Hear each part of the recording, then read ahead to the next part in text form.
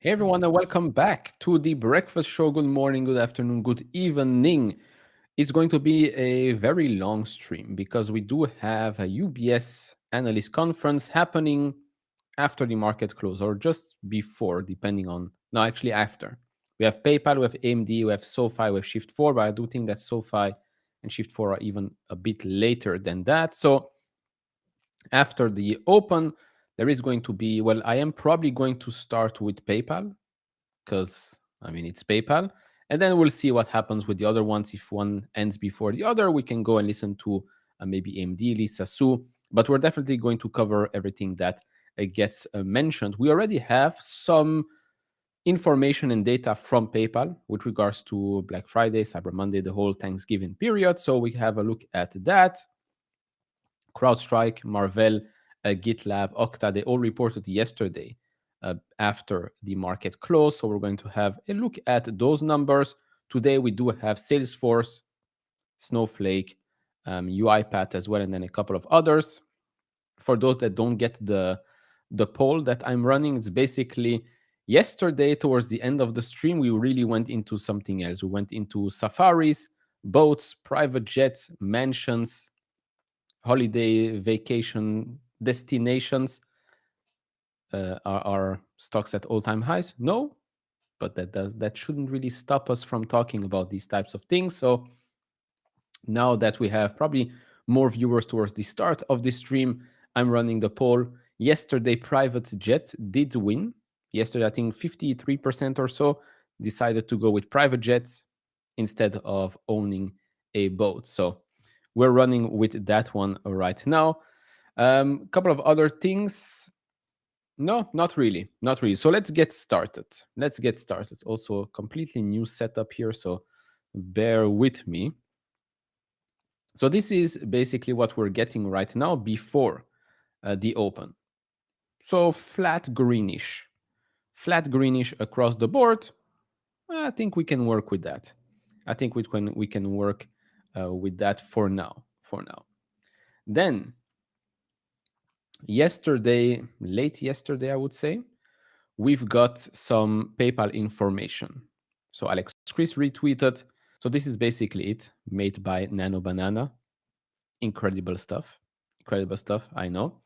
So we got the following thing. Around 55,000 transactions per minute on average for PayPal. Over 170 million consumer accounts transacted.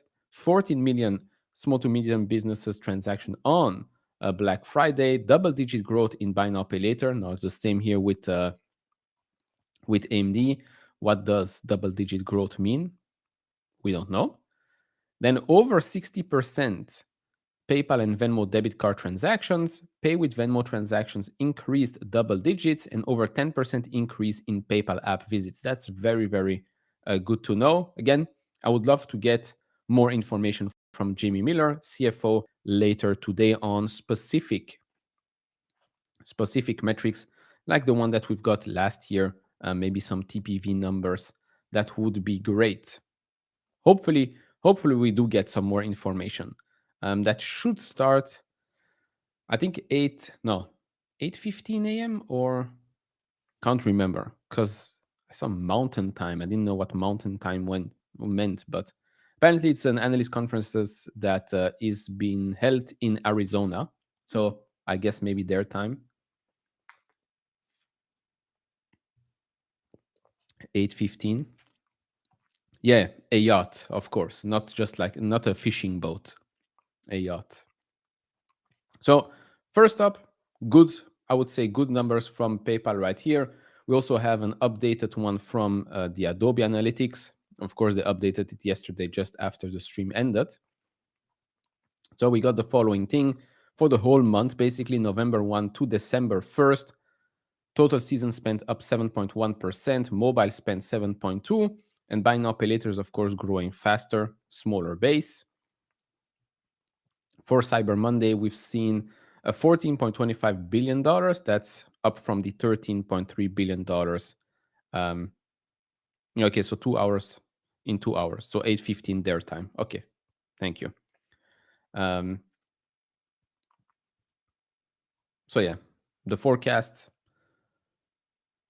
for this year for the whole holiday season is $253.4 billion. That's up from the $241.1 billion last year. So everything indicates that PayPal should have seen some good traction. Now, again, we've seen this, but I would like to get more specific numbers, like double-digit growth buy now pay later. What does that mean?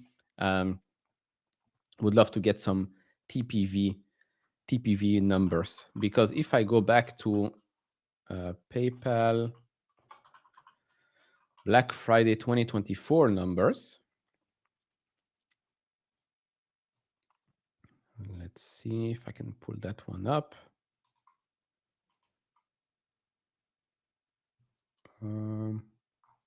Yeah, so PayPal 2024 Black Friday numbers, they gave us more specific numbers, which actually I showed you right here. So last year they said PayPal processed roughly $7 billion in payments, marking its biggest day of the year and representing 20% increase from 2023. So I would like to see or hear more about that during the analyst conference later today. That would be great. So 9:15 a.m. Eastern. So that would be before the open. That doesn't make sense to me. Let me check to make sure. Because at first I also thought it would be like right before the open. I was like, that's strange. But then I saw it would be almost an hour after the open. So let's double check.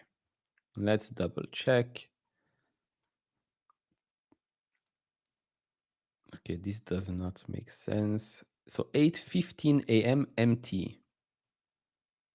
So I guess that's that. 8:15 a.m. MT is going to translate to 45 minutes after the open. Okay, that makes more sense. So 10:15 Eastern. Yeah, would make more sense.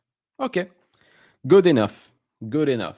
All right, then we've had this for all of us. Actually, I should follow that guy. For all of us Uber shareholders.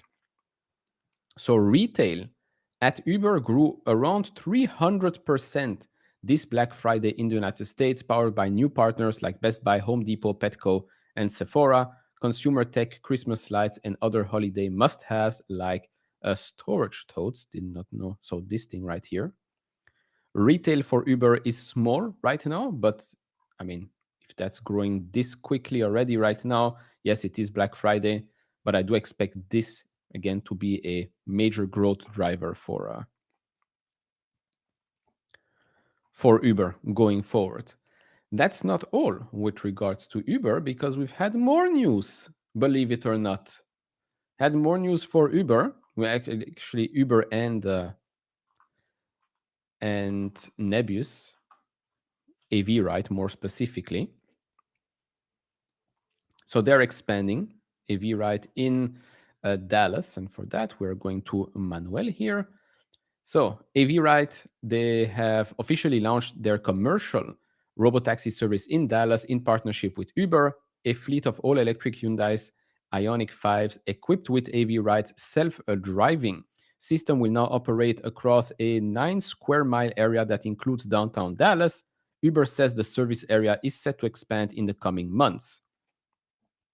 The fleet is small for now, but an Uber spokesman confirmed it will scale to hundreds of robotaxis across Dallas over the next few years. The model will eventually mirror Uber's collaboration with Waymo in Austin and Atlanta. AV-Ride will manage its own fleet at first, but Uber will later take over day-to-day operations, cleaning, maintenance, inspections, charging, and depot management. And of course, as you know, as of right now, Nebius does own 100% of AV Ride. I think last time I checked that was still correct.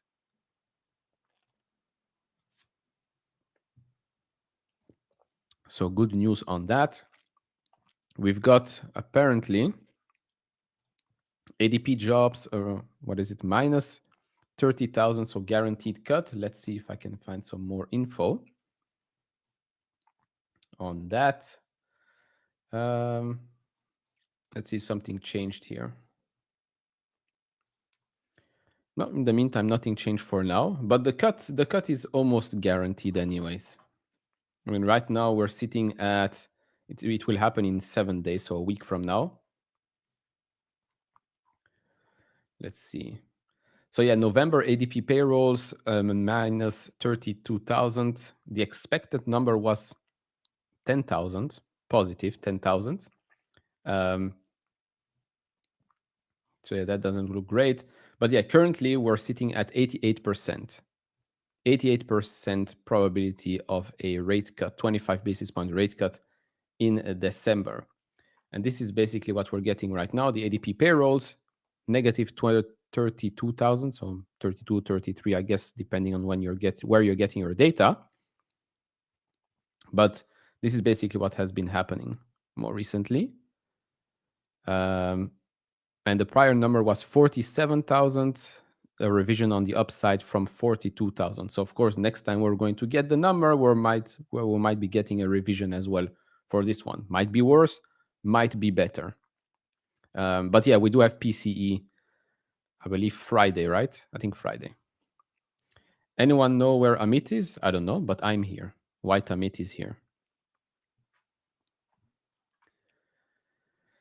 She usually has some good data. So let's see if she posted something else. Areas of weakness: smaller companies, less than 50 employees, professional and business services, financial services, information manufacturing, and construction. Areas of strength: larger companies, over 500 employees, education and health services, and leisure and hospitality. Again, yeah, I guess rate cuts will definitely help smaller companies more than the bigger ones, I assume.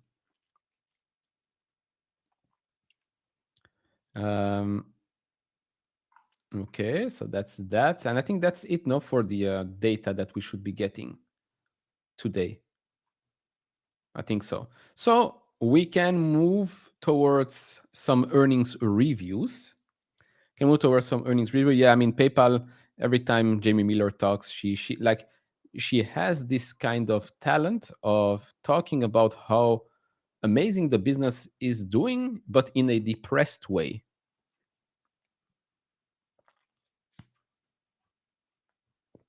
Oh well. But again, as long as the numbers get better and better, eventually, someone tweeted it out perfectly, eventually every stock will go to its fair value, whether it's up or down. So Okta reported yesterday, as you can see, beats across the board. Revenue was up 12% year over year, beat the estimated number by around $12 million. EPS 82 cents, estimated number was 76 cents. I do hope we're pumping today, that's for sure. Then as for guidance, beat that as well for revenue, EPS, and expect free cash flow margin of around 29%. So that was guidance for fiscal year 26 for Q4. So Nebius owns now 80%. Yeah, okay, now that makes sense because Uber probably now owns a little bit from the previous raise or investment round. You're right. You're right. Q4 guidance also beat on revenue and EPS, free cash flow margin there, 31%. As for the KPI, subscription revenue was up 11%, RPO up 17%, current RPO up 13%, and operating cash flow of $218 million, free cash flow $211 million. Now, what did the stock do? We'll see. The stock is down pre-market. Probably you didn't guess that. Stock is down around 5% pre-market based on these numbers. Numbers are good. Stock is down. Could be worse because of guidance. Yeah, but guidance beats. So what is it? The market wanted more. I mean, if the market wanted more, then I don't think it would have been a beat. But okay. As for Marvell, Marvell also reported yesterday. This one was down at 1.56% or so. And then last time I checked, the stock is now up, I believe, 9%. So the rumors were true. They are going to acquire Celestial AI for $3.25 billion upfront. So for the quarter, double beat, revenue and EPS. Guidance for Q4, also a nice little beat right here. EPS, non-GAAP, coming in line, I would say. And then the commentary, Marvell delivered a record third quarter revenue of just over $2 billion, exceeding the midpoint of guidance, driven by strong demand for data center products. Company expects full year revenue growth to exceed 40% and sees accelerating demand for data center products into next year. They announced the acquisition of Celestial AI for $3.25 billion upfront, cash plus stock, adding photonic fabric optical interconnect technology aimed at next-gen AI data center scale-up connectivity. So all in all, I mean, if we go and look at what Marvell has done, Marvell, you can clearly see we previously peaked in November, start of November 92, then went all the way down to around 74, a nice rebound on the 200, and now we're back over $100. So whoever picked up more shares here, congratulations. Back above $100 for Marvell. Moving on to GitLab. So GitLab reported yesterday, beat on revenue, beat on EPS. They appoint a new CFO effective January 15. The guidance was also a double beat on revenue and on EPS. The new CFO brings extensive public company experience and a proven track record leading finance strategy and operational excellence at some of the world's most respected technology company. There is a rumor that the Datadog will buy GitLab. Okay. I haven't seen that, but would be a strange one, to be honest. So GitLab is down substantially. GitLab is down around 10-11% or so right now. So we're back under $40. Back under $40 and back towards that bottom here where it rebounded mid-August. We're here mid-August. We're going to be here when the market opens, unless it opens lower or a little bit higher for GitLab. I do wonder why they went down so much. Let's see if we got some comments here. GitLab. What's the latest on interest rate cuts? Well, Currently, we're still expecting a cut next week based on the probability. Okta 88 PE is insane. Yeah, but I assume that's because there was no E before. Because if you look at the forward one, you look at the forward PE for Okta, sits at 24. You always have to check. If you see a high PE, just go check and see if this is one of the first few quarters where they suddenly turned profitable. If that's the case, then of course the PE is going to be very, very high. But then just look at what's expected in the next 12 months, and in this case, you can see a huge difference in that. As for GitLab, here as well, you can see trailing PE, there is no E, but forward one there is, but it is also a bit higher. But operating margin is negative, and so is net. Let's see if we can see why. So this we saw. Dollar-based net retention 119, still pretty good. I do wonder if that's lower than before, so we can check that.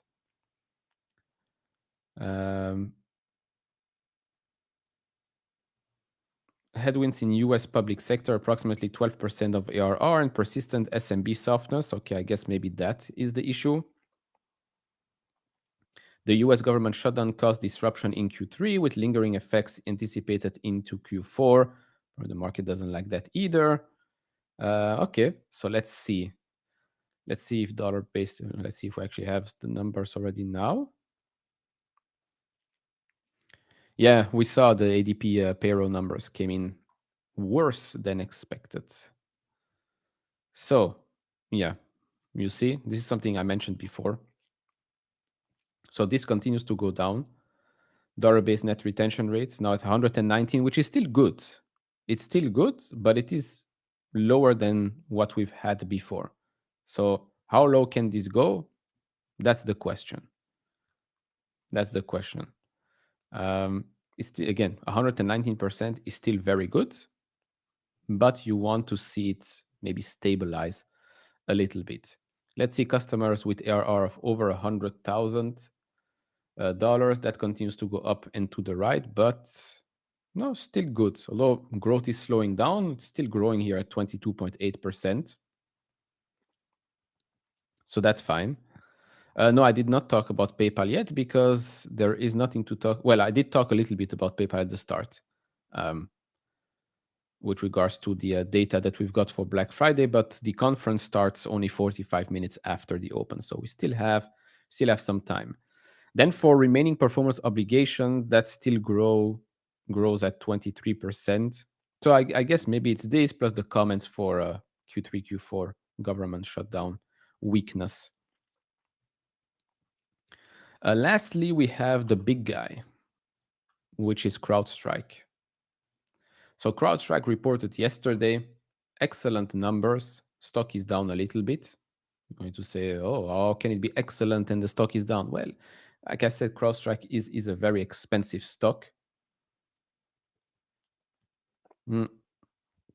So we have here beats across the board. Revenue up 22% year over year. EPS non-GAAP 96 cents. For fiscal year 26 guidance beats revenue and EPS. Same for Q4. Also a beat there. Excellent quarter. Of course, CrowdStrike still, in my opinion, remains one of the best cybersecurity names out there, but you are going to pay quite a hefty premium to own it, especially today, especially at today's prices. If you bought it when the stock crashed because of that outage a year or so ago, right? You can see that right here. This was, I believe this, when was it? Yeah, around here, right? So stock went all the way down to around $200 at one point. And yeah, I mean, since then, the stock is up 133%. It's insane, but you are paying a big premium to own this stock. Whether you look at the trailing pricing metrics or the forward one, this is a very expensive stock to own, but a very good one. So like, if you want to buy a cybersecurity name, It's appealing, CrowdStrike, because it's so good, but pricing wise, it is very expensive. Very expensive, and still operating margin, still, where is it? Still negative.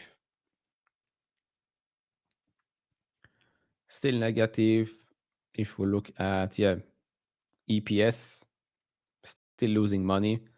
But free cash flow is probably up. Easy. Let's see. Yeah, up 26% year over year. Let's see. Click. Ah. So yeah, free cash flow growth has been accelerating. Let's see if it's probably expected to continue. Yeah. Expected to go up. Then there is one quarter where it goes down. It's the usual pattern. But yeah, this is free cash flow margin for a company, of course, is very nice, but it is very expensive. You know, I like Rubrik. I like Rubrik just because of the size of the company and, well, the fact that the stock did get hit quite a lot. Last time they reported, they were at closer to $100. Now we're here pre-market at $70. Yes, this is also a company that is losing money at the moment. This is still a young company, all things considered. Free cash flow is already positive, but not by much. Not by much. But it is a fast-growing company. It's a company that grew last quarter 51%. This quarter is expected to be closer to 28%. I do think that they'll beat these numbers quite easily. Quite easily. But yes, it is still a unprofitable company, just like CrowdStrike is unprofitable at the moment. I believe some other cybersecurity names out there are unprofitable right now. $13 billion, let's call it $14 billion in market cap, $1 billion in revenue over the last 12 months. I like the name. And of course, it reports tomorrow. I am still expecting a double beat. A double beat and even maybe a raise in guidance. So, last one here, the one and the only. So American Eagle reported yesterday, double beat for the outlook there as well. Good momentum.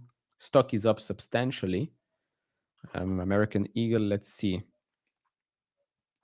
Yeah, I mean, look at this. I have to zoom out. Stock is up around 15% or so pre-market. Whoever managed to buy this in the lows here, or maybe even here, like start of October, close that gap from the previous earnings. Well, since then you are almost doubled. You almost doubled your money. It's the Sydney Sweeney effect, I guess. It works. It works.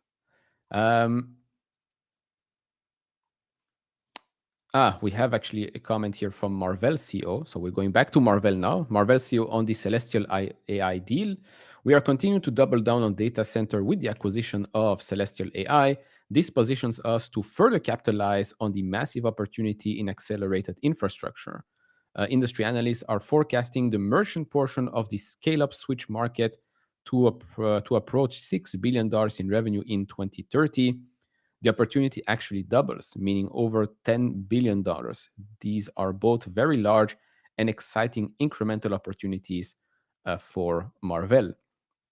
We see even greater potential for Celestial AI photonic fabric to transform the scale-up interconnect market. Pretty sure Jose is very happy with this, with these results and this stock's reaction. Our base forecast shows Celestial AI's revenue reaching a $500 million ARR in the fourth quarter of fiscal 28, doubling to $1 billion by the fourth quarter in fiscal 29. So in one year. Not too shabby. Not too shabby. Okay. Moving on. Wait. Moving on. Okay, pre-market, nothing much has changed for now. We do have here some Netflix info from the launch of of the Stranger Things new season. So apparently that's reaching records right now. And I do still think that Netflix and Warner Brother Discovery, I think it's going to be a great acquisition. They say that this is going to lower the cost because you will have to pay for one Netflix subscription, but you get Netflix and HBO and all of that. I'll pay for it for sure. Uber CEO is planning a trip to Asia next week to visit Taiwan and Hong Kong for the first time. Probably going to talk about some autonomous vehicle things. Where is this? Here. So Stranger Things 5 opened with 59.6 million views in its first 5 days, Netflix's biggest English language TV debut ever, and number 3 overall behind Squid Game Season 2 and 3. Wait, we had Season 3 of Squid Game? Or is it like maybe part 1, part 2? Okay. That is roughly 171% higher than the Season 4 launch, and all 5 seasons hit the top 10 at once. Okay, not bad. I am currently at episode 3, so no spoilers, please. No spoilers. Moving on, we've had some analyst comments on Rocket Lab, on actually Rubrik as well before an earnings. It's always strange to me, but okay, it is what it is. In the meantime, both private jets sits at 50-50.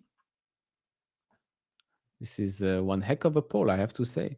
We sit at 50-50, both private jet.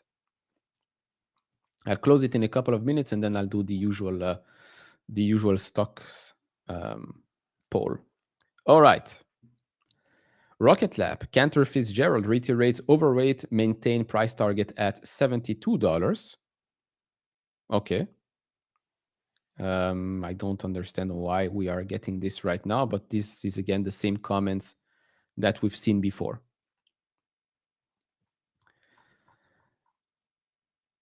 Intuitive Machines. And then we have the same Cantor Fitzgerald here, overweight rating on Rubrik, but they do cut their price target, but to $105, previously $115. So still, they see 51.3% upside from where we are at right now. Price target is lower due to recent market contraction, but strong demand for Rubrik Security Cloud still puts it this high, supported by large deals, cloud data security tailwinds, and execution. Innovation continues via agent rewind and identity resilience. The analysts expect a beat and a raise setup, views current levels as attractive entry points. Okay, congrats. You've probably been watching Couch Investor. Quantum, we don't care. More positive news on Google, not surprised there. Oracle. Okay, Oracle is going to be a very interesting one. That earnings report is going to be interesting. Again, with the tax loss harvesting, I think that's something that's already been happening over the past couple of weeks. And now I don't think that people wait for the last week of the year to do it. I think that's something that's been happening. I mean, they had plenty of opportunities a month or so ago with many, many names down substantially.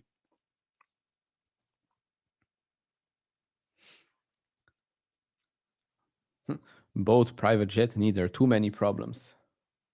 Yeah, but if you had to choose,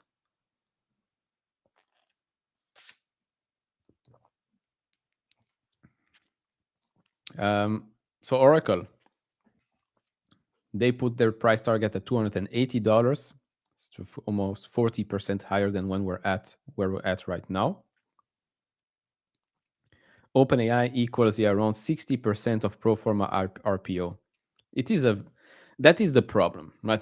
OpenAI is definitely the problem and solution. The solution is, well, if they do manage to generate hundreds of billions of dollars in revenue. The problem is if they don't. If they don't, then yes, you have an Oracle that will probably have an issue, although pretty sure they might just go to someone else and someone else will take the capacity for them. The debt will double. by quite, basically, $90 billion to $180 billion by fiscal 2029. Crazy. But yeah, Oracle, next 2 weeks, I believe in 2 weeks, we'll get an earnings report from them. Then United Health reiterated as outperformed by Wolfe Research, raises price target to $375. That's 15% upside from where we're at right now. I do think that United Health, I don't know if many of you own it or still own it. 26, 27, I think it's a good non-tech name to own. Not expensive. Earnings are expected to stabilize and actually accelerate from here on out. So I do think it's a good one to have.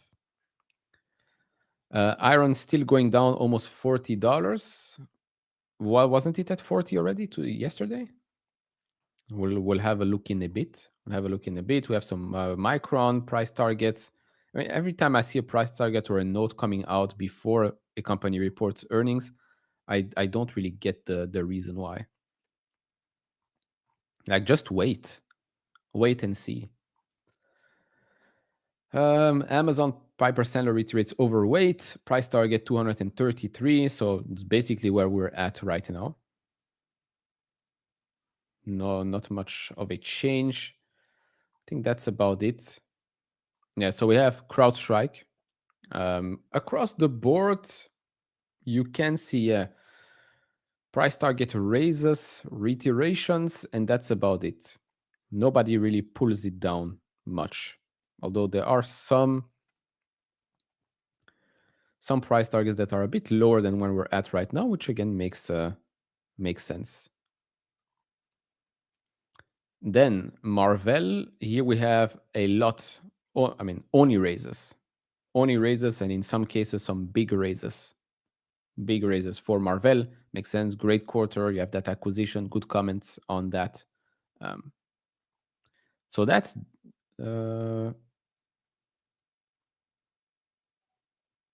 that's that, I guess. Shopify reiteration $195. What was that dump? Yes. It is indeed a dump. Well, a dump. It's down a little bit. Microsoft news. Let's see. So the Microsoft news, what is it? Is it the lowering of AI software sales quotas as customers resist newer products?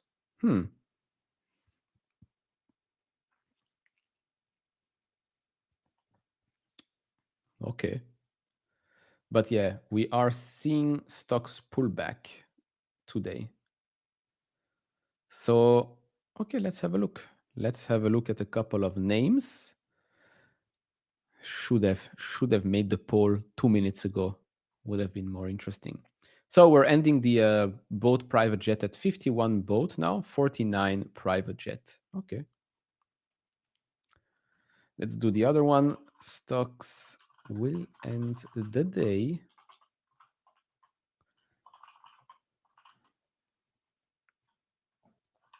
Flat. All right. New poll running. So, what do we have here? Iron at $40 right now, which is the same price we've seen on Friday. 2 weeks ago. 2 weeks ago, Friday, stock is now down, almost 50% from the highs, but of course, it's still up. From June alone, it's still up 300%. So, the volume on the right here is called the volume profile. Which one did we take? I forgot, but maybe I can find it.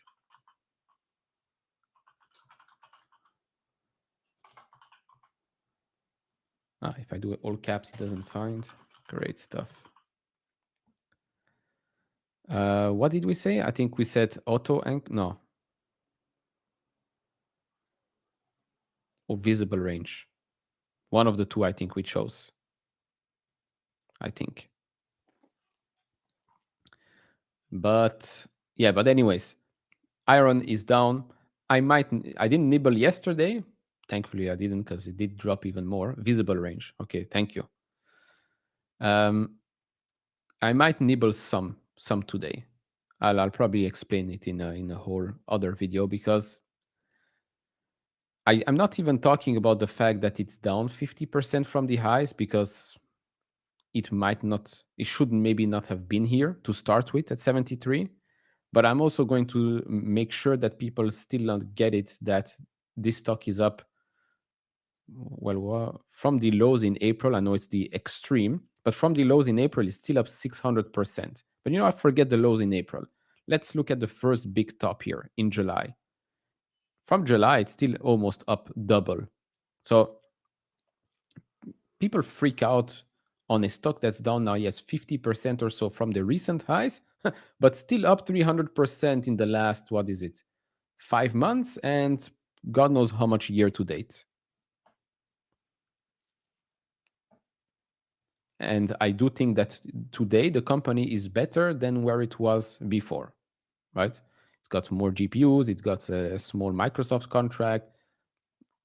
Okay, dilution is not great, but then again, I do think that what they did yesterday with that $2 billion makes a lot of sense for long-term shareholders. ADP jobs, we've talked about ADP jobs when they were released, and we looked at the stocks, and the stocks didn't really react when that was released. Delayed reaction, I don't know, but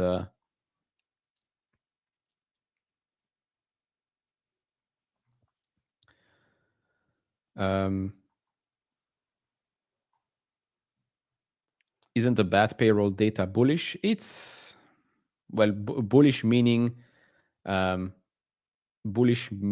we're definitely getting a rate cut. I think we're getting a rate cut even if the numbers were better than this. Okay, so more informed that Microsoft sales quota after Teams means target, bulk at $30 per user per month, Copilot add-on, sticking with plain Office 365, rare goal reduction follows layoffs, Microsoft now pushing discounts up to 50%. Okay. Not good for consumer, I guess. Good for the consumer.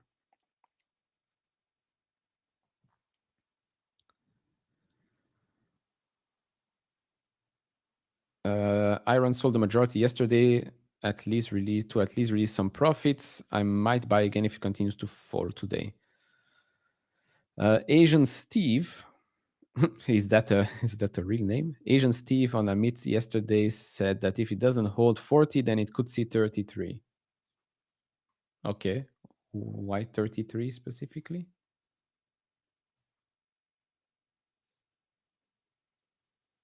I don't know, but probably he's a chart specialist, so I'm not going to go even further. But we are seeing, the 100-day one sits at $39.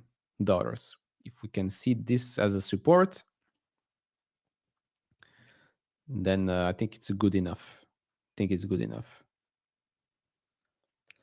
equity raise plus the new notes was a net benefit for dilution. Yes, unless of course they don't execute and the stock drops a lot and it never goes up, then I guess we're screwed anyways. But yeah.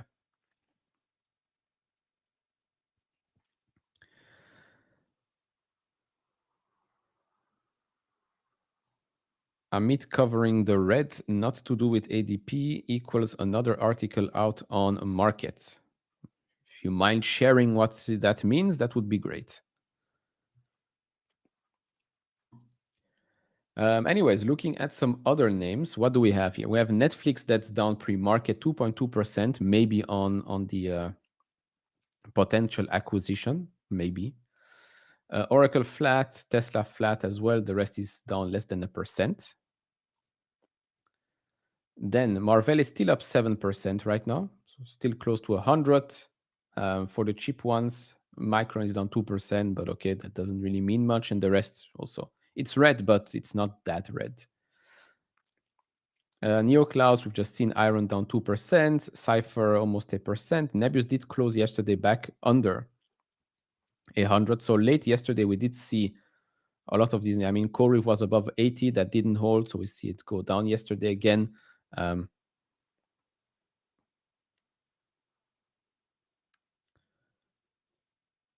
So yeah, it didn't hold yesterday.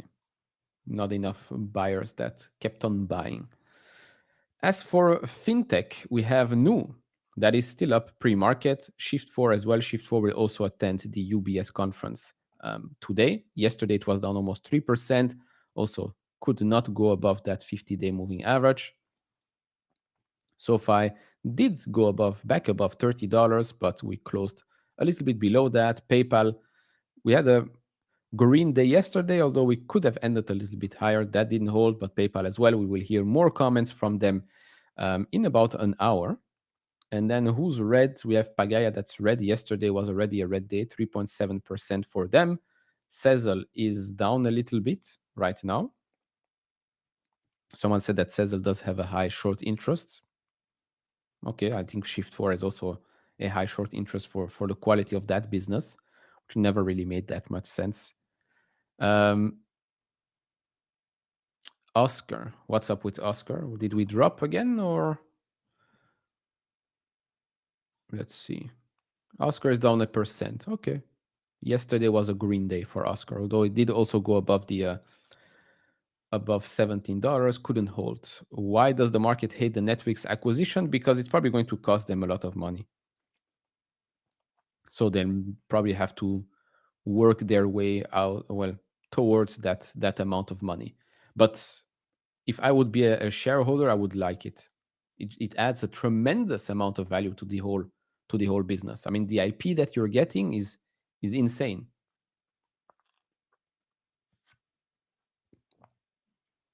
Just Harry Potter alone, I think, is worth it. But you're getting Game of Thrones and everything else. So I think it's a no-brainer. If they can achieve it, no-brainer. And if it drops, then I think it's a very good buy the dip opportunity.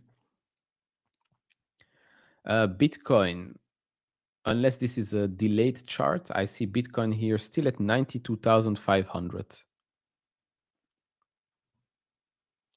Let's see what ETH is doing. Okay, still above 3,000 for now. So that's good.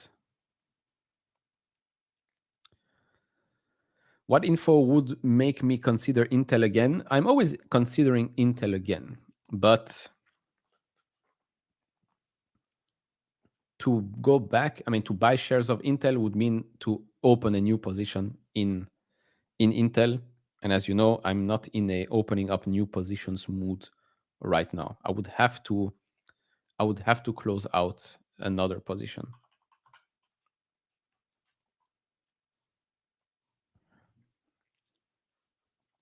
Fubar.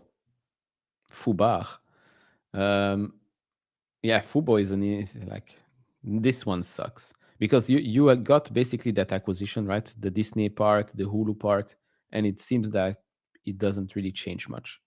This is when it was announced. Stock was at around, was it $1.50 or something like that? Went all the way up to $6.50, and then it's been, what is it? Yeah, almost throughout the whole year trending down. I guess now it's down. No, it doesn't make much sense. I don't know.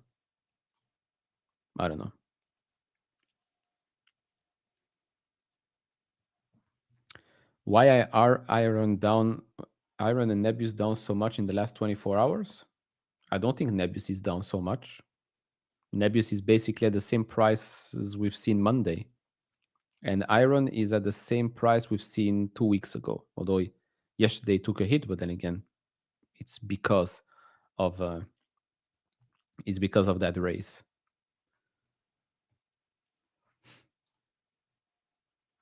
Yeah. The January 26th one is gone. It's gone with a huge loss. But then again, it was like I think $1,000 or so, and there was maybe 200 left, 200, 300 or so.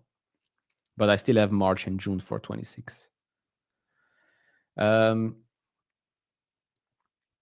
VIX is rising.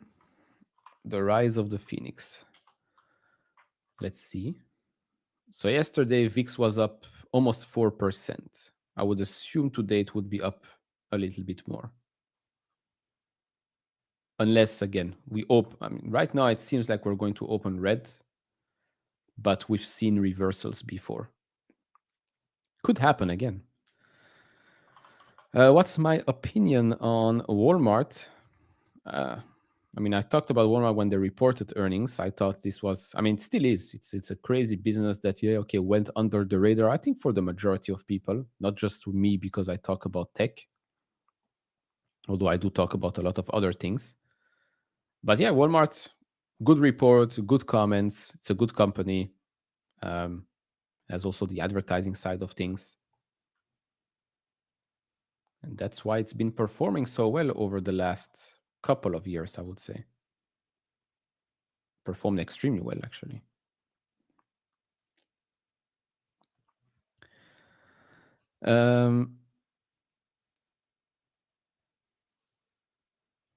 Do I still own Nebius? Of course, I still own Nebius. Why would I sell Nebius? Like, why would I sell any of these names right now? Like, why would I sell CoreWeave? Why would I sell Nebius? Why would I sell Iron? I just said I'll probably buy some more Iron today.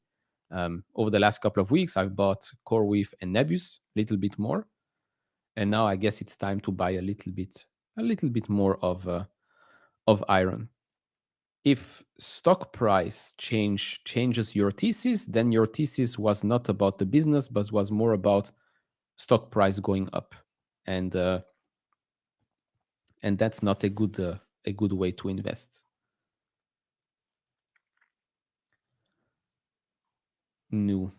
I remember when everybody was complaining about Nu. Oh, this thing doesn't move. This thing doesn't move. I'm like, yeah, but the business does move, and it's just a matter of time. And poof, this thing is up 70% or so this year. So congrats to all shareholders. Very, very good performance from the business and the stock. Let's see. Rubrik is down a little bit now. They will report tomorrow. Let's see. Where is Melly? Melly is basically flat. Yesterday was a good day for Melly. Yesterday were actually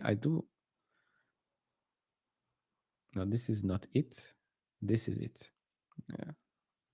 I will put it back once we look at specific needs, but sometimes it just goes over this candle and I can't see it. So we're back above 2,100 for Melly, so that's a good thing. Duolingo still 182. Yep.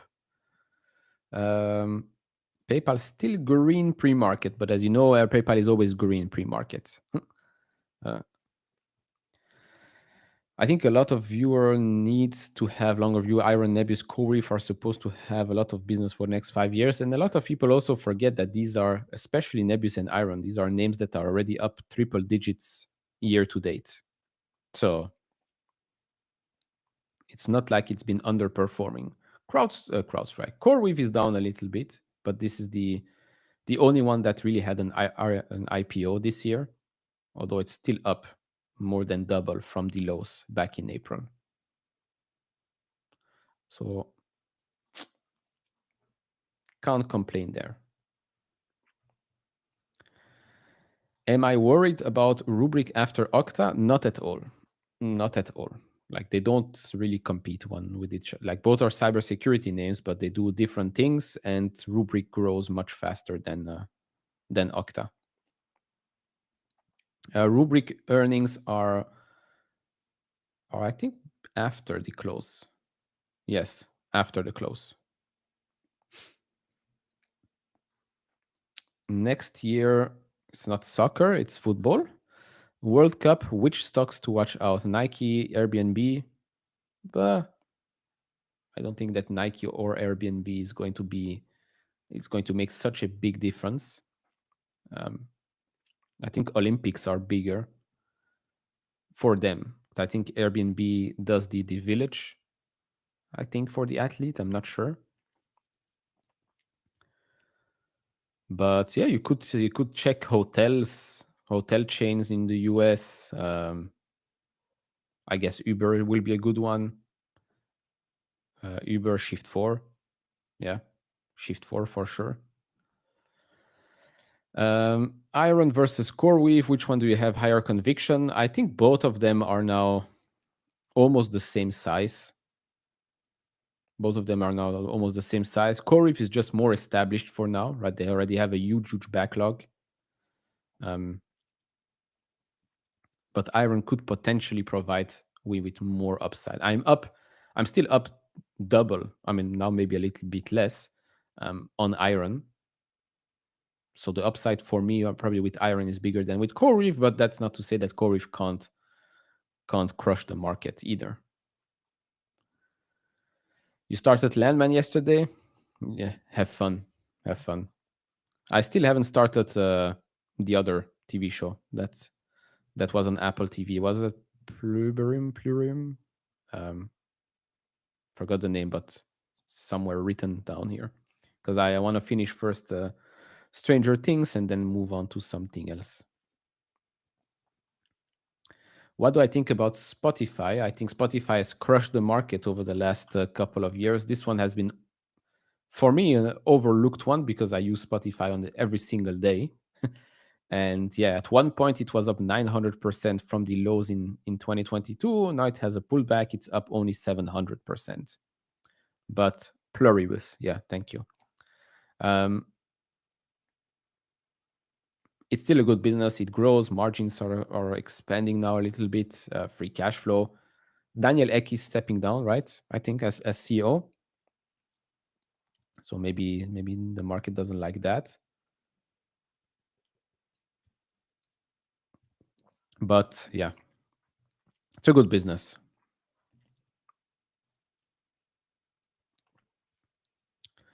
Good evening to you as well.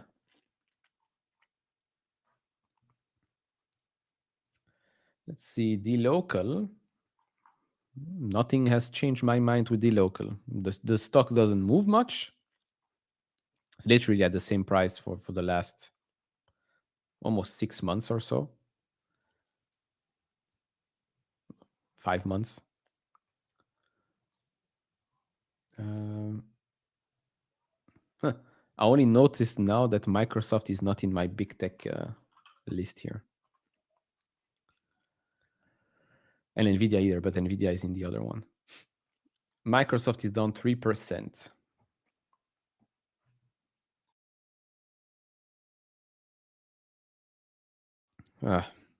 Bless myself. Microsoft is down 3%. Yeah, okay, fine. I mean, we're back to, again, prices not seen since...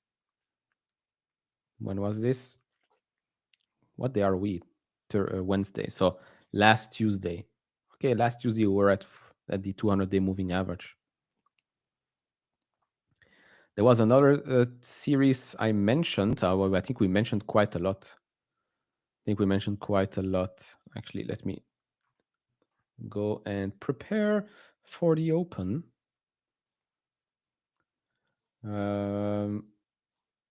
Landman.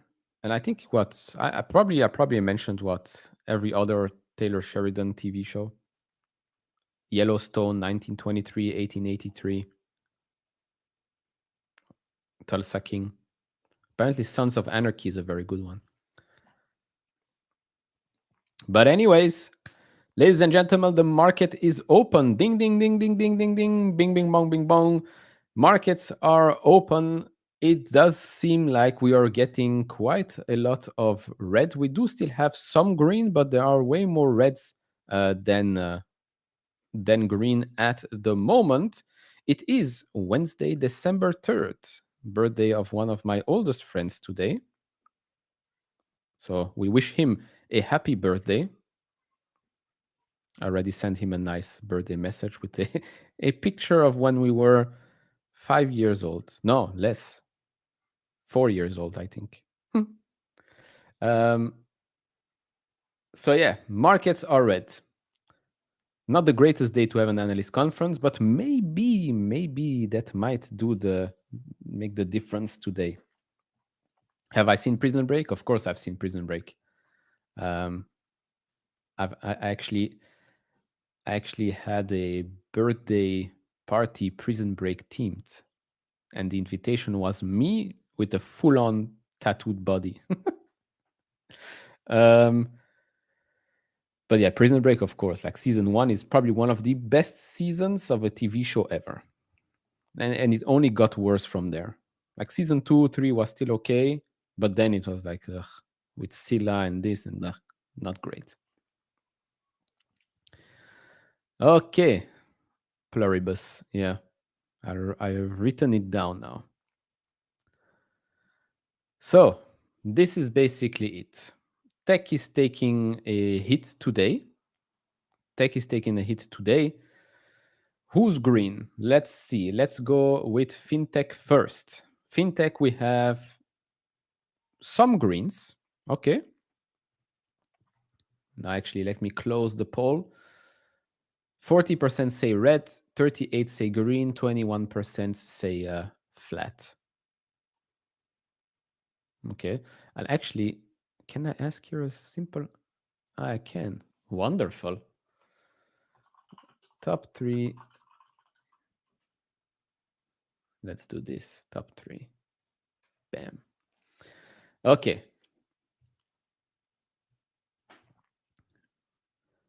My screen froze. Oh yeah, my screen. Oops. I was looking at one screen and it didn't update the other. Apologies. I thought I froze. I was like, huh? Top 3 in general, not just now, in general. So what do we have? We have this. Block is up 2%. Shift4 is up 0.8. They will also talk at the analyst conference later. Klarna is up, Affirm, American Express, Nu, Robinhood, MasterCard, Visa, and even PayPal. Even PayPal is up for now. Then we have Webull, dLocal, SoFi, Dave, Sezzle, Pagaya, and Chime, which are red for the fintech names. Iron is down 1.2%. Cypher is down 2.6%. CoreWeave almost 2%.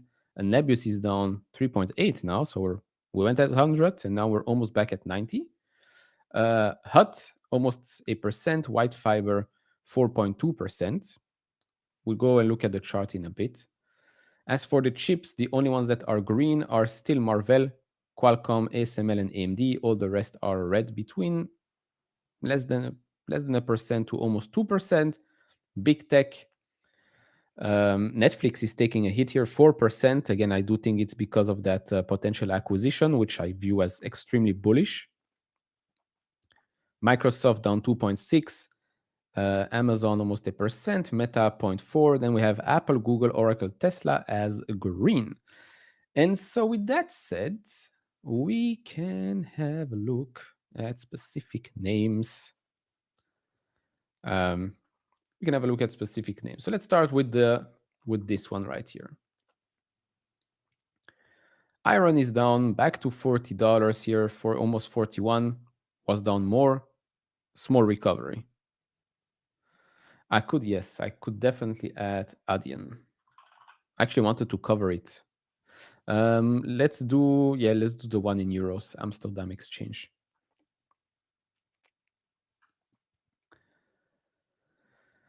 What do we have here for now?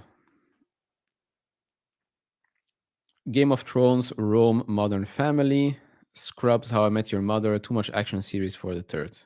So you like comedy. Game of Thrones, Battlestar Galactica. What are you, The Office fan or something?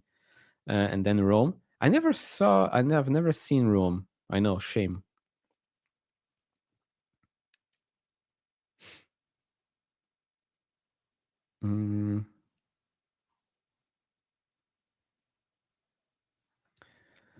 All right. So fintech. Adyen, where is it here? This is the one in euros, not in dollars. Yeah, so it's still down from the highs back in February.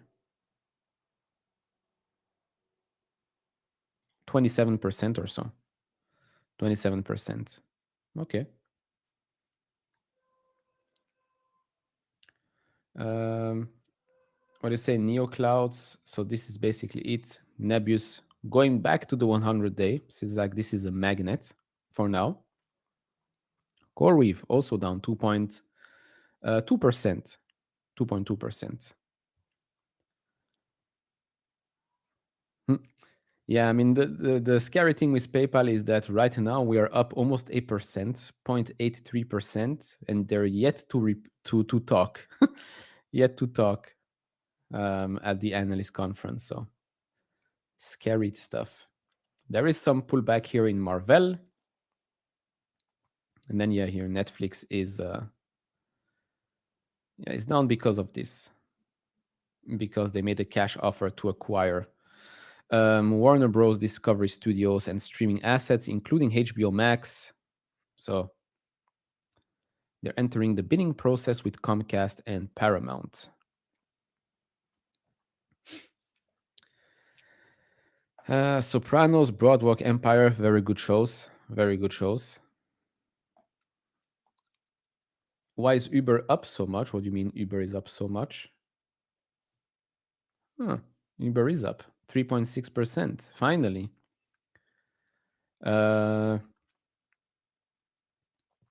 Maybe an analyst note, or maybe the launch with AV Ride in Dallas. Could be that one. Could be that one. Let's see if we can find some news. And then don't forget, in about 40 minutes, we are having the analyst conference. Let's see. I think the Uber one is purely the AV Ride announcement, because I haven't seen anything else. Yeah, I think it's that one.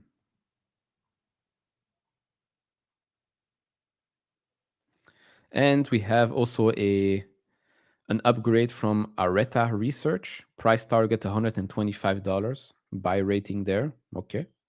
Guess that helps. I guess that helps. Let's see if the probabilities have changed for a rate cut since an hour ago. No, still 88.8%. Band of Brothers, The X-Files, BoJack Horseman. Band of Brothers is a very good show. Very, very good show. Breaking Bad, yeah. To me, it's still, for me personally, it's still Game of Thrones, despite the horrible ending. Game of Thrones to me is still number one. I mean, the first couple of seasons were insane. Incredible stuff. Lyft has been performing very well, actually. This is one I covered at the start of the year. I went with Uber late last year because Uber got hit and it was a no-brainer. But Lyft, yeah, I remember it at $13, $14 or so. It was, I mean, the free cash flow projections guidance from them, plus the growth, the profitability, it was a hated stock and it performed very well. I'm not even talking about the April lows here. I'm talking here more, when was it? Start of the year. It was at $13, $14 or so. It performed very, very well. We had an announcement, I think, where is it? Somewhere here. I think the first big jump with Waymo, or maybe here. I don't know. One of the two. So very, very, very impressed with the way that they're evolving. They're also expanding internationally.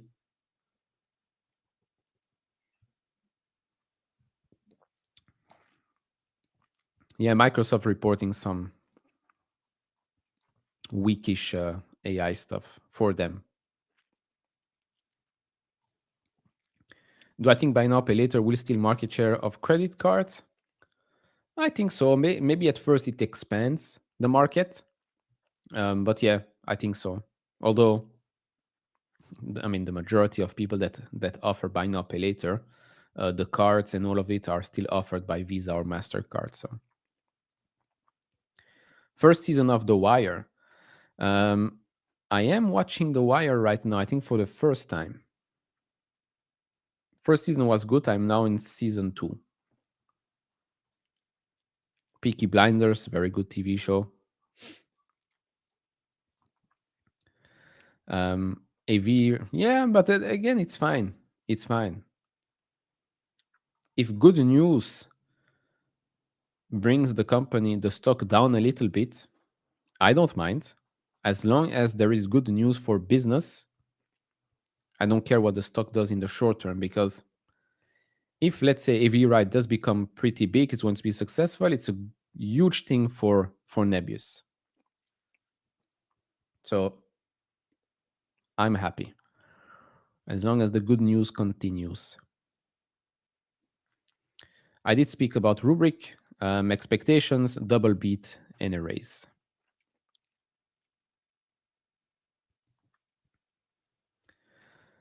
Yeah, apparently Dark is a very good show as well.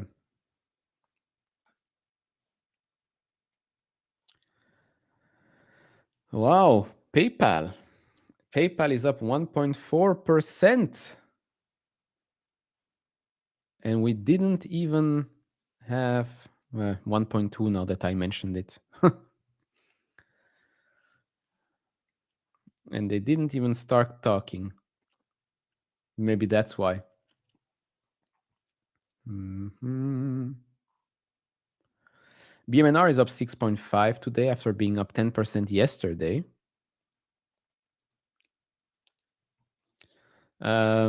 Should you sell? I don't know. I mean, why did you buy? It's always the question to a question. Like, should I sell? I don't know. Why did you buy?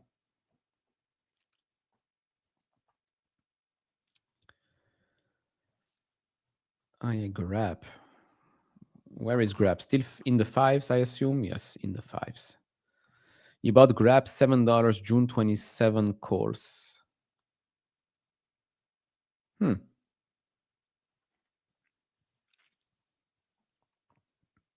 Yeah, I mean, June 27, you still have a lot of time. A lot of time. Why is Rubrik down today? Why not? It's like, why not? CrowdStrike is down, Rubrik is down, I believe Okta is maybe down. It was down. Wow, what a reversal candle from Okta. Crazy. It was down, now it's up almost 2%. I believe CrowdStrike is down 5 or so. It was. Now it's only down 3.4%. Rubrik reports tomorrow. Again, Rubrik did not have like a huge run up. So expectations, in my opinion, are still low for Rubrik. If they just report a good quarter, double beat, I think we go up.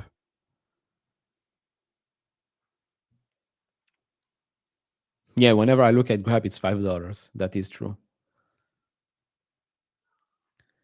What is GitLab? GitLab was down substantially before, and this one does not see now. So we are lower than the previous lows back here in August and April, which means it's finally fully filling that gap from June 2023. So that was a long time ago. Stock is down 15%. New CFO.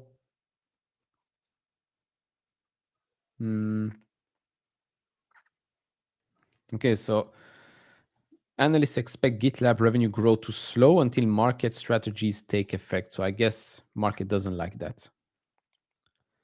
Fiserv is up. Fiserv is up, yeah, almost 7% right now. Still has a long way to go, but from the bottom, started from the bottom, now we are still close to the bottom.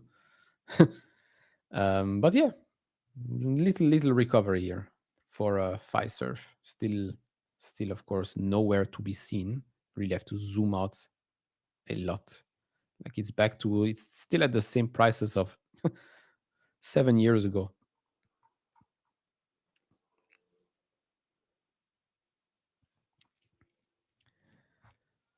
What are those famous gaps in the chart for Fiserv?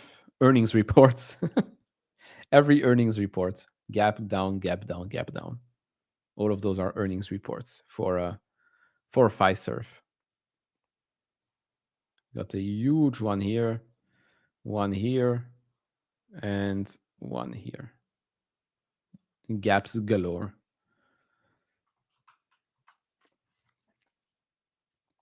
Pagaya with the reversal here as well, also on the 200. Very nice. Very, very nice. Let me check if we have some.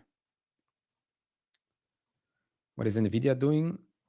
Back at 180. Okay. Meta, where is Meta? Still 646. Or still good. Still good. All right.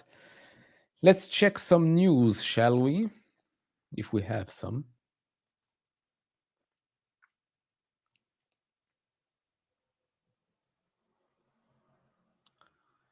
Some random people.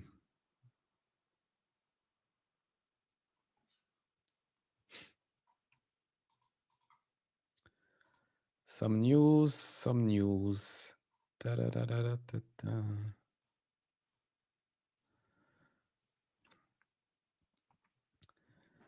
Shall we talk about diving? Yeah, maybe we could.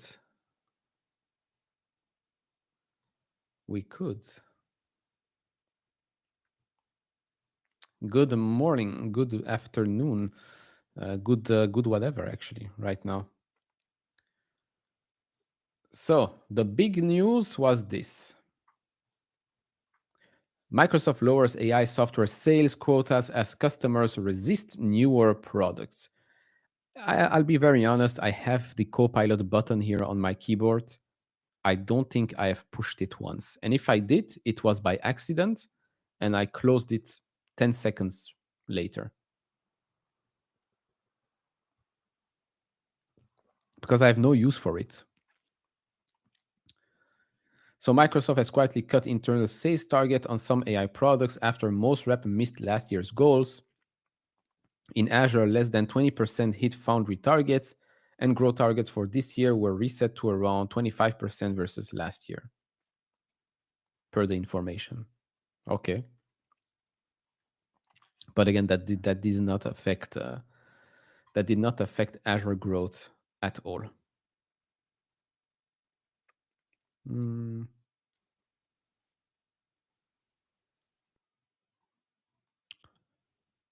Other than that, we've seen nothing new.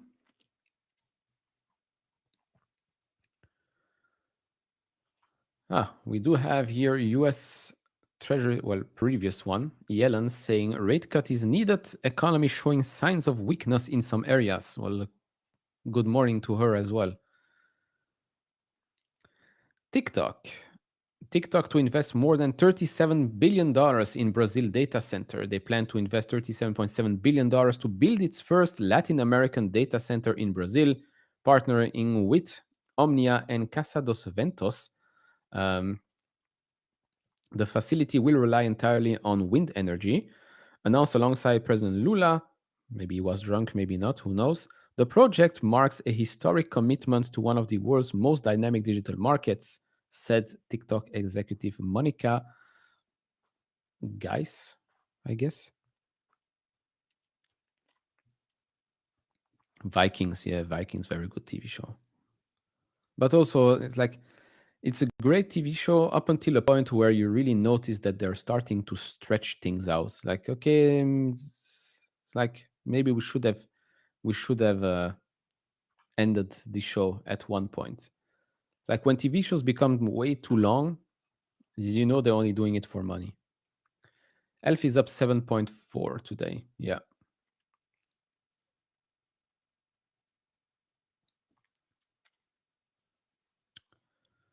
I haven't seen any news.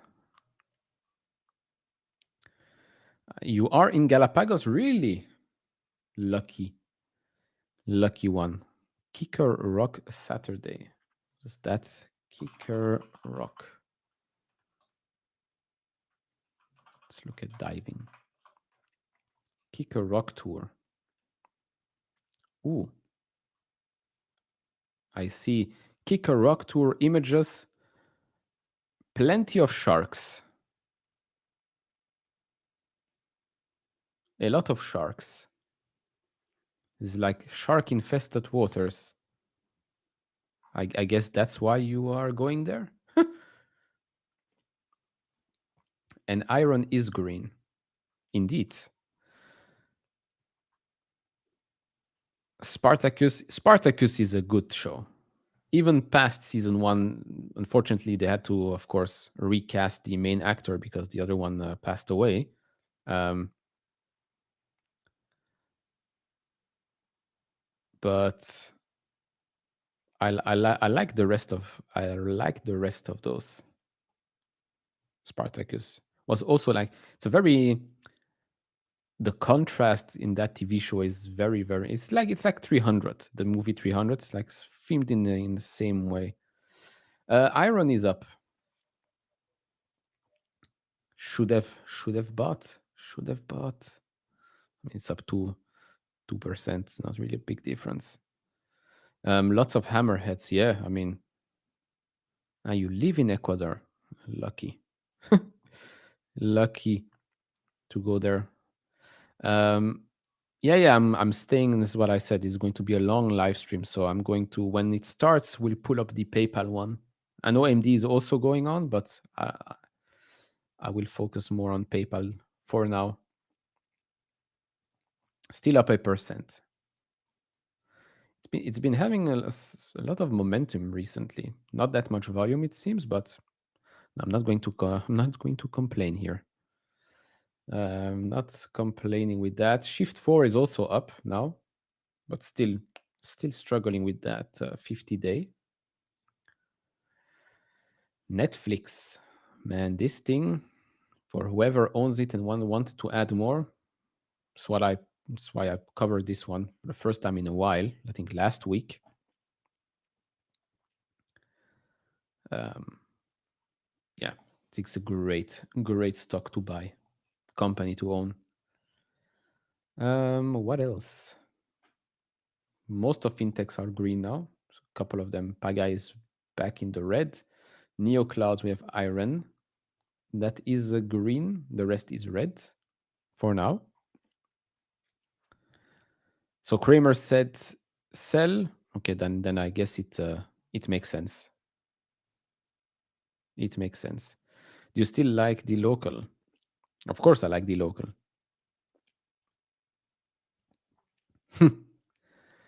Any Black Friday offers for the PayPal tiers? No. I mean, the Black Friday is over.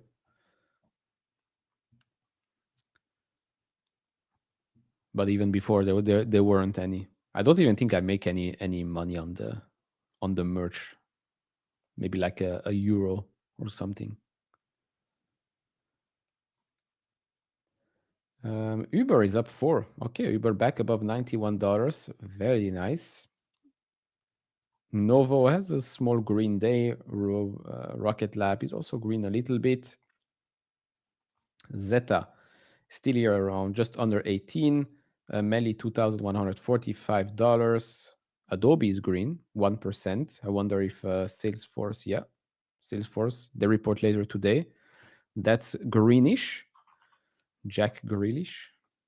Snowflake is also almost up 8% right now.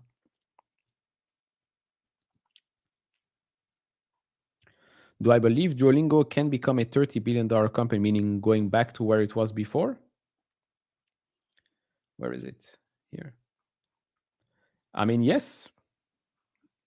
Yeah, unless they don't execute and they don't manage to grow the way they want and then monetize it, then no.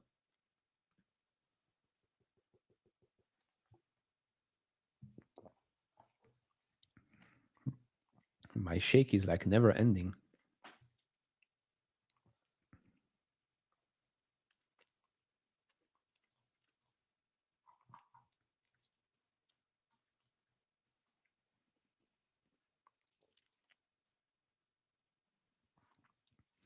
Yeah, the movement, I mean, again, the movement with PayPal is, it should have never been here to start with. And now we're having like a recovery, but we still have, what is it? 24% to go back to the earnings price. Can it happen before the end of the year? I mean, anything's possible.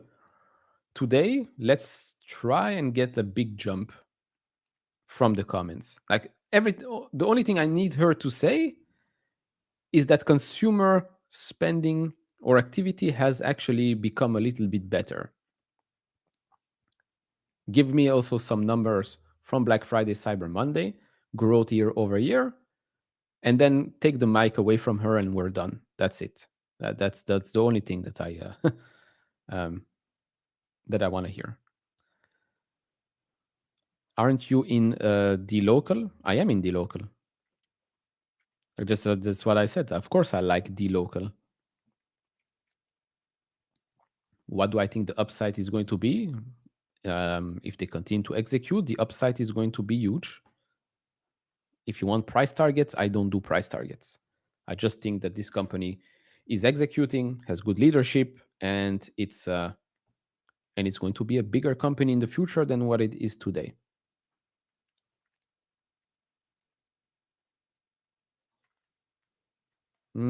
Yes. Let's see what Ligma is doing today.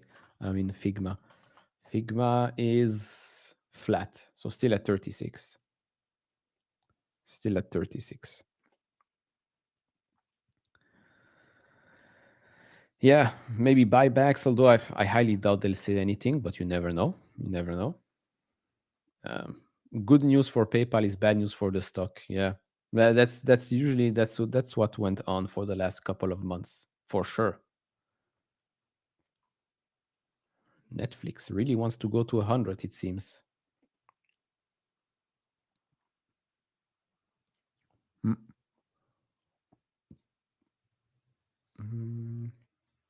Let's see if we can find something. Man, this kicker rock diving thing is really crazy. I also checked some of the safari spots that some of you mentioned yesterday. Man, there are some places there where you can rent out like a private lodge and things. Whew. It's expensive, but then again, it's not that expensive when you think about it. Beautiful stuff. Beautiful stuff. Let's see if we can find something in the meantime. We still have 15 minutes until the conference begins. So, seems like a quiet, well, quiet-ish day for now.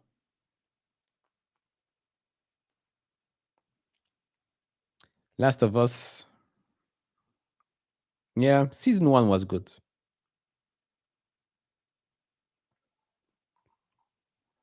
Fallout was decent.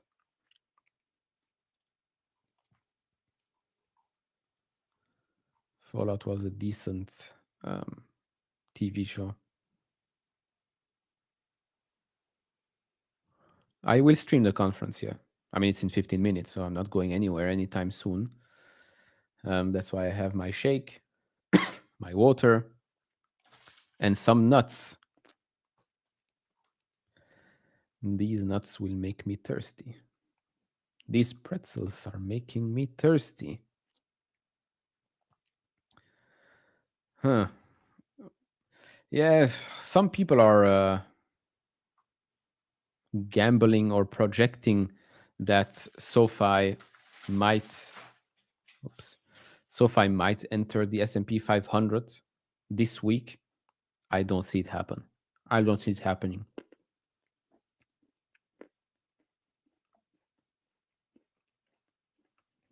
It could. If it will, it's going to be a huge, huge jump in stock price, but I don't think it's happening this week. If it does, I'll be happy. If it doesn't, I wouldn't care less. Like Gordon Rock is also great. Was there last week? It's a volcanic crater. Lots of hammer. I mean, there's only hammerheads there. Don't you have like Komodo dragons and lizards? Lizards, iguanas that swim in the water. So yeah, and actually, let's make a poll. What are you doing? What are you going to do in the afternoon? It is the afternoon for me. we are going to stream the PayPal conference.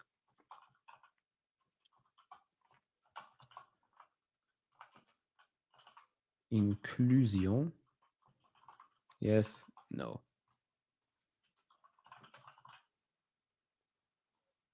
Let's see.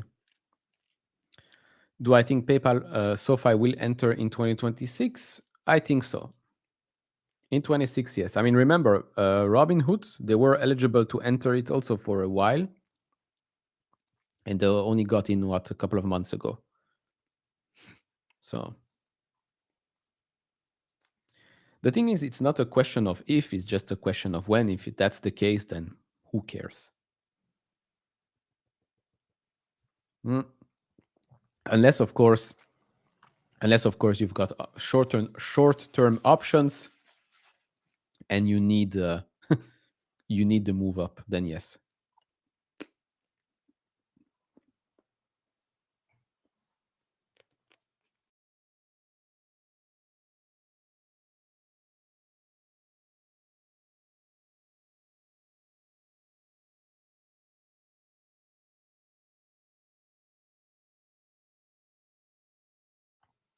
Who will enter? I don't know.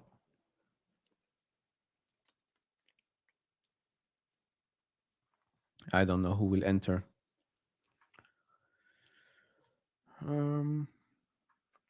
This is the heat map. I think it's fine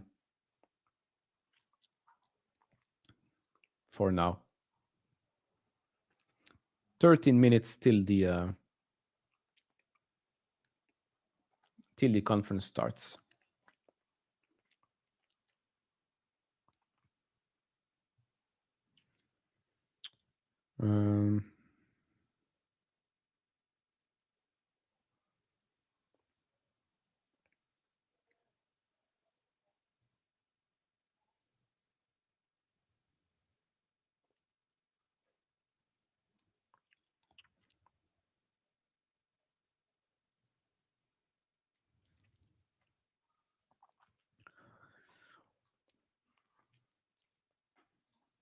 Iron's up now 3.5%. CoreWeave is basically flat. Nebius 2.5. Most of fintechs are green. The only ones that are reddish are Nu and Pagaya, but they're barely down 0.1, 0.2% or so. Now it's only Nu. Block is up 4. So when was Block included? I think here. Maybe here, because that was not an earnings. So maybe this one here. Block was included in the S&P. Probably, yeah. What happened on Friday. Robinhood back at $130. Okay. Sezzle is now green. Shift4 is up 2.3. PayPal is up 1%. Again, Shift4 also US conference today. Same with AMD, same with SoFi and PayPal.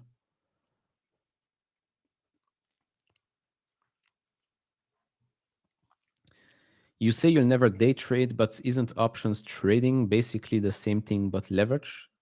Well, you're mentioning here a couple of things. Buying an option, in my case, March 26 or June 26 or January 27, it's not the same as buying an option for this Friday. That's one. Two, day trading means buying and selling on the same day, maybe same hour. So not the same thing. Yes, options, it of course, if it works well, you're going to make more money from options than from just holding shares. So yeah. But there's a big difference between day trading and buying a long-term option, call option in this case, in my case.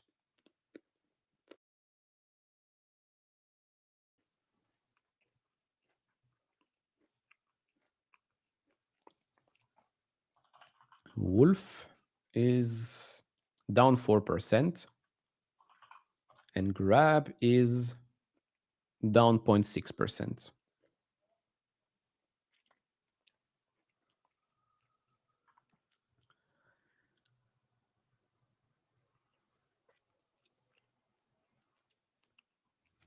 Let's actually see what I have on my list of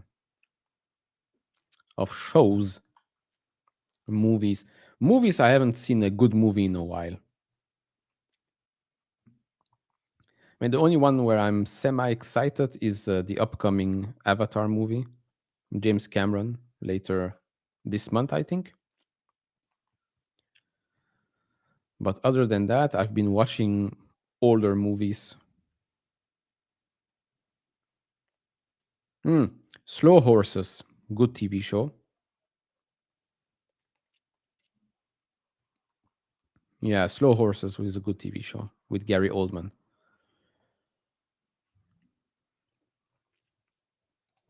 I need to see Cats with James Corden. I don't think I want to see it. This reminds me of the Ricky Gervais comment he made during the Emmys, or I don't remember what.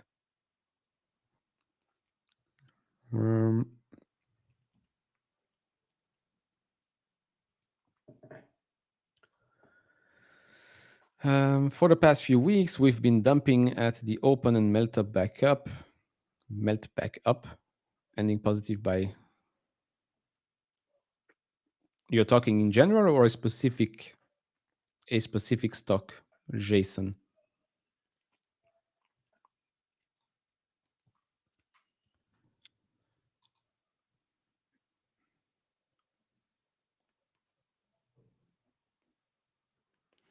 So I watched the Alto Nights last week. Eh, generally speaking, I don't know. It was okay, but it's not as good. It's definitely not like his older mob movies, of course.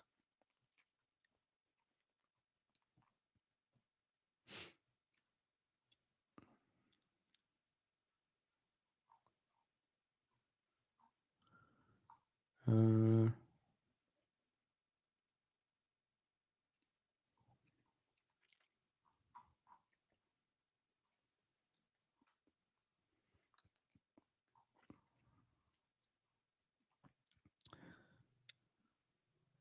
Pain Pal. Still up, still up. Why are you freaking me out like this? Still up 8%. Yeah.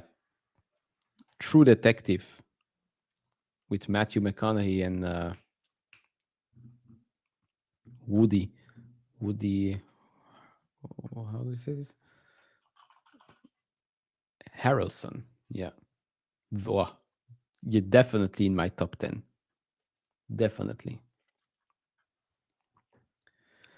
So PayPal is still up, but less than before. Again, still have a conference to go and listen. Pain green, pain red. Just depends. Just a matter of time. Yeah. One day we will celebrate. Depends also when. Who's red? Okay, we have way more greens than red right now. Way more greens than red.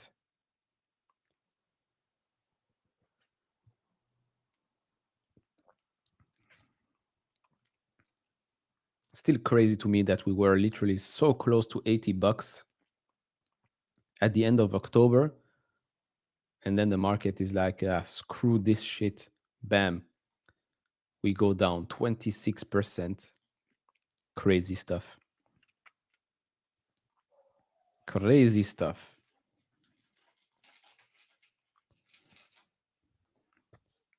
We have 5 minutes left, so let me already make sure I am ready for the event.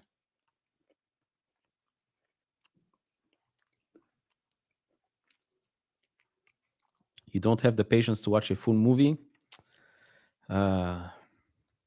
TikTok generation.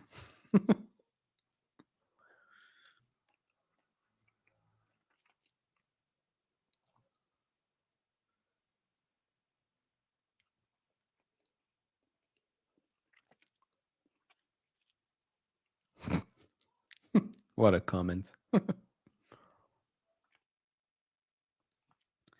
Presentation has not started yet. Okay, fine by me.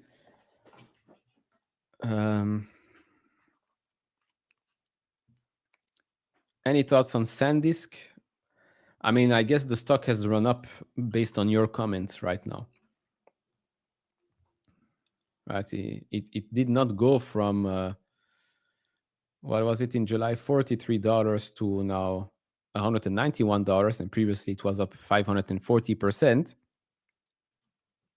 for no reason. The reason is probably the shortage. Yeah.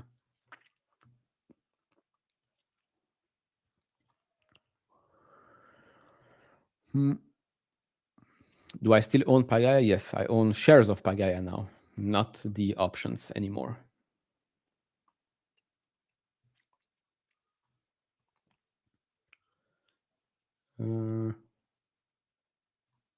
Still have some time with that. Let's see.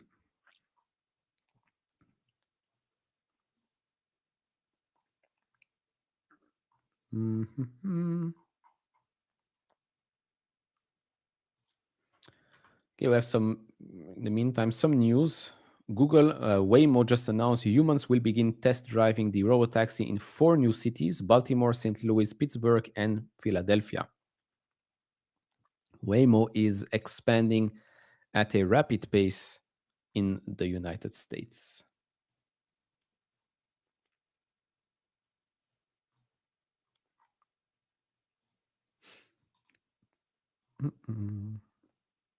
Man, yesterday's football game, Fulham Man City, what a game. Crazy stuff. I was actually hoping to see Fulham score the 5th goal, 5-5. Also Newcastle Spurs, Romero, hate that player, but man, scored a nice bicycle kick towards the end. Because the Pagaya started with options, and options is a different one. And then I could have taken the cash, put it in the other portfolio, but I don't always like to switch, like transfer money from one portfolio to the other. It takes time, blah blah blah. So it's outside for now. Could definitely choose to transfer it in the future.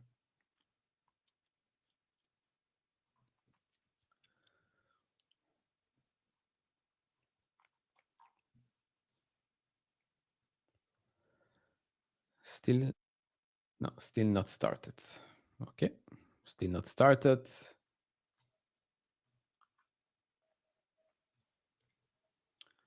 It is pulling back a little bit, but that, I guess that's the usual stuff.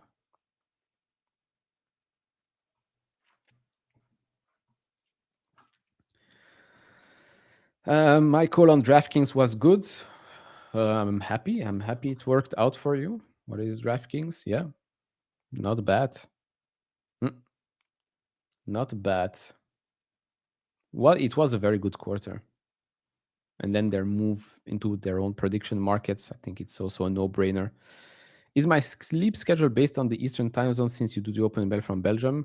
I mean, the opening in Belgium is in the afternoon, so like I don't wake up in the afternoon. And anyways, I go to sleep late, so my sleep schedule is anyways screwed, but it doesn't really change much. Sleep schedule would be way worse if I were in LA right now. All right.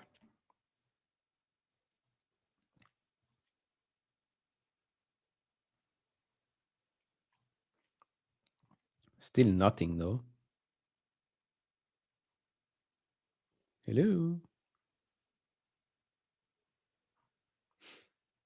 Okay, still nothing. Let me refresh it.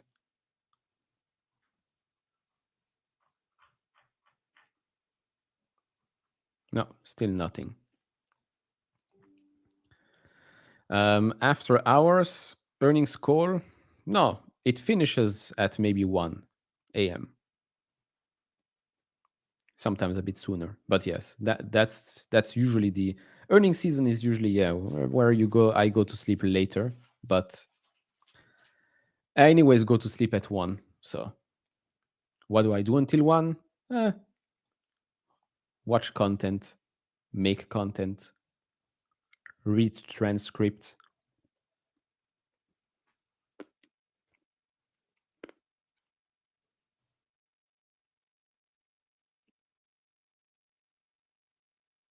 Finally. Iota, I'm the lead payments processors and Fintech analyst here at UBS.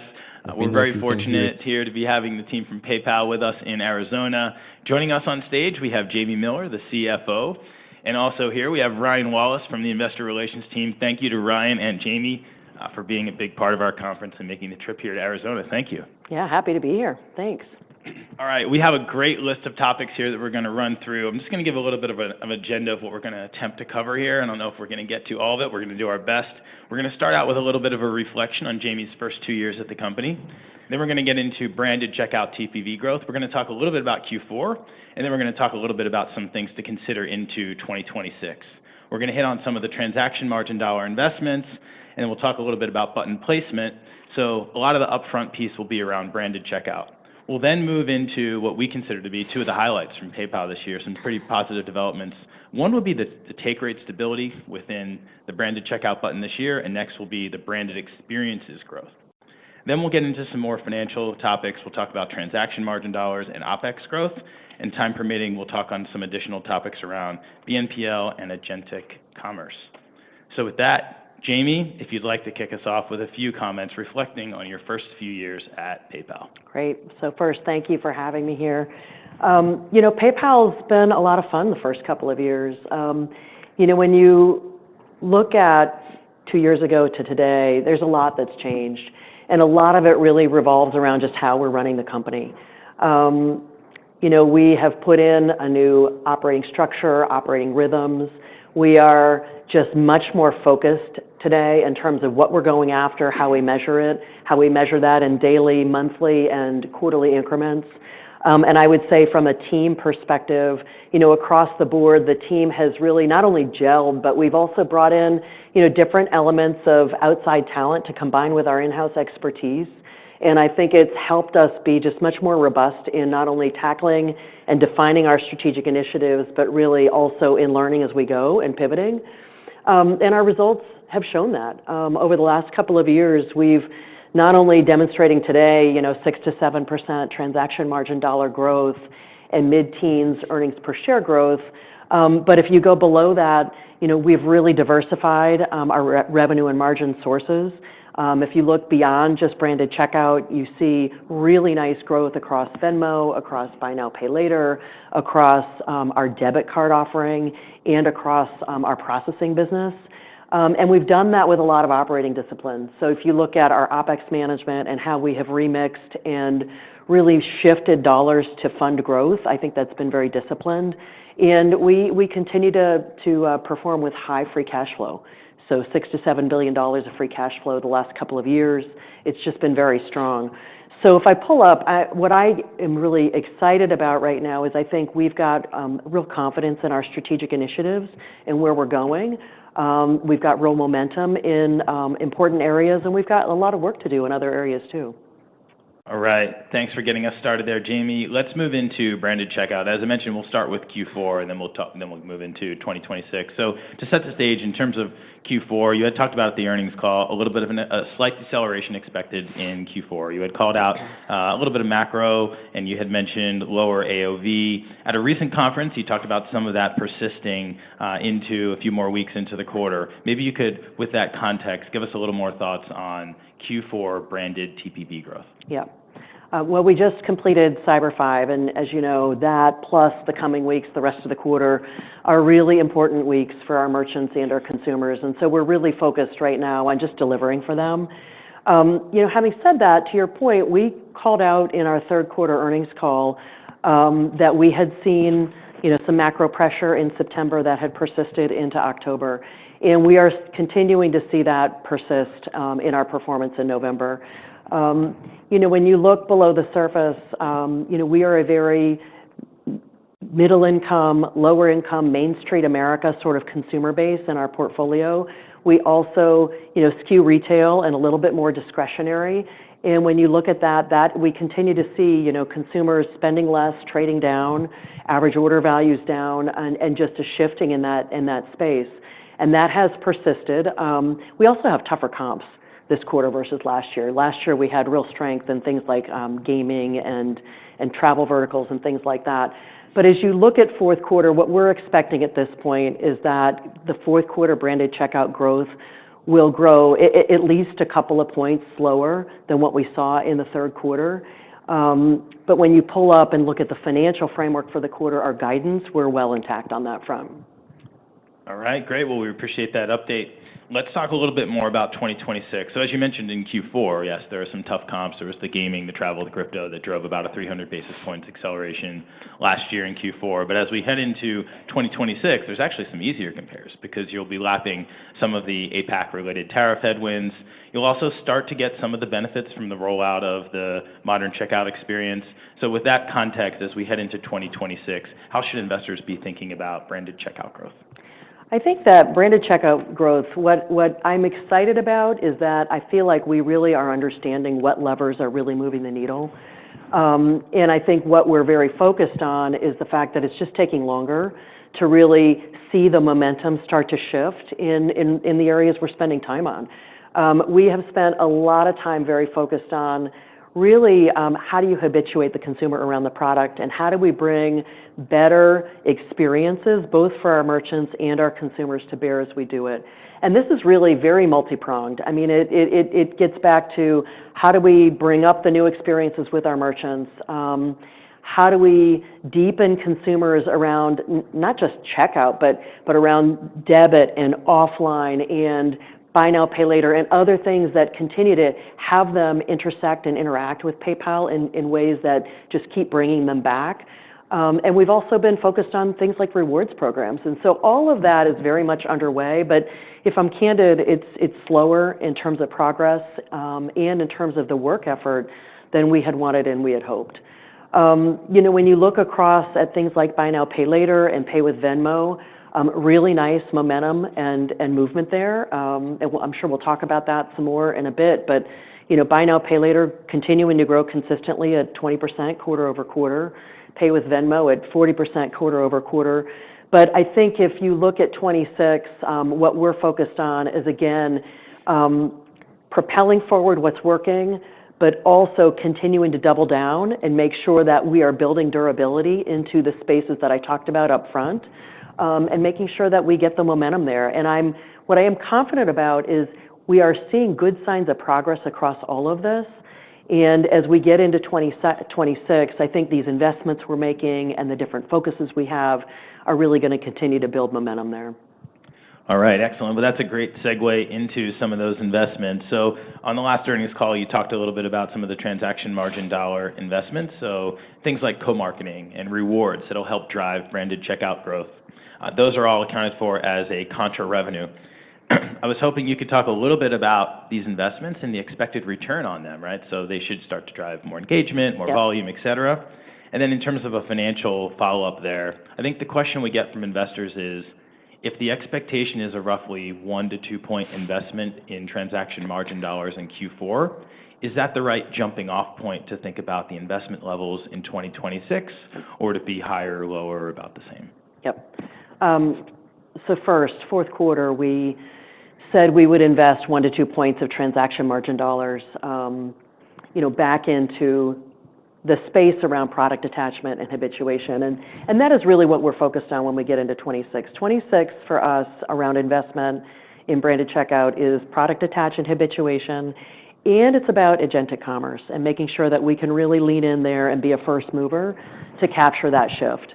And if I focus on the first piece of this, product attach and habituation, it really goes across several fronts. It is a lot of the co-marketing we talked about, and really making sure that with our merchants, we're bringing consumers to them, but with our consumers, we're really demonstrating value and giving them offers and things that will continue to bring them back to PayPal. When we structure those kinds of offers, it typically is a 12-month ROI. But depending on what we're trying to do, ranging from really driving growth all the way to really thinking much more holistically around bringing in real new users, it can range from 12 months to 24 to 36 months, depending on what we're focused on doing there. And when you look at the agentic commerce side of it, clearly that's an investment in the future.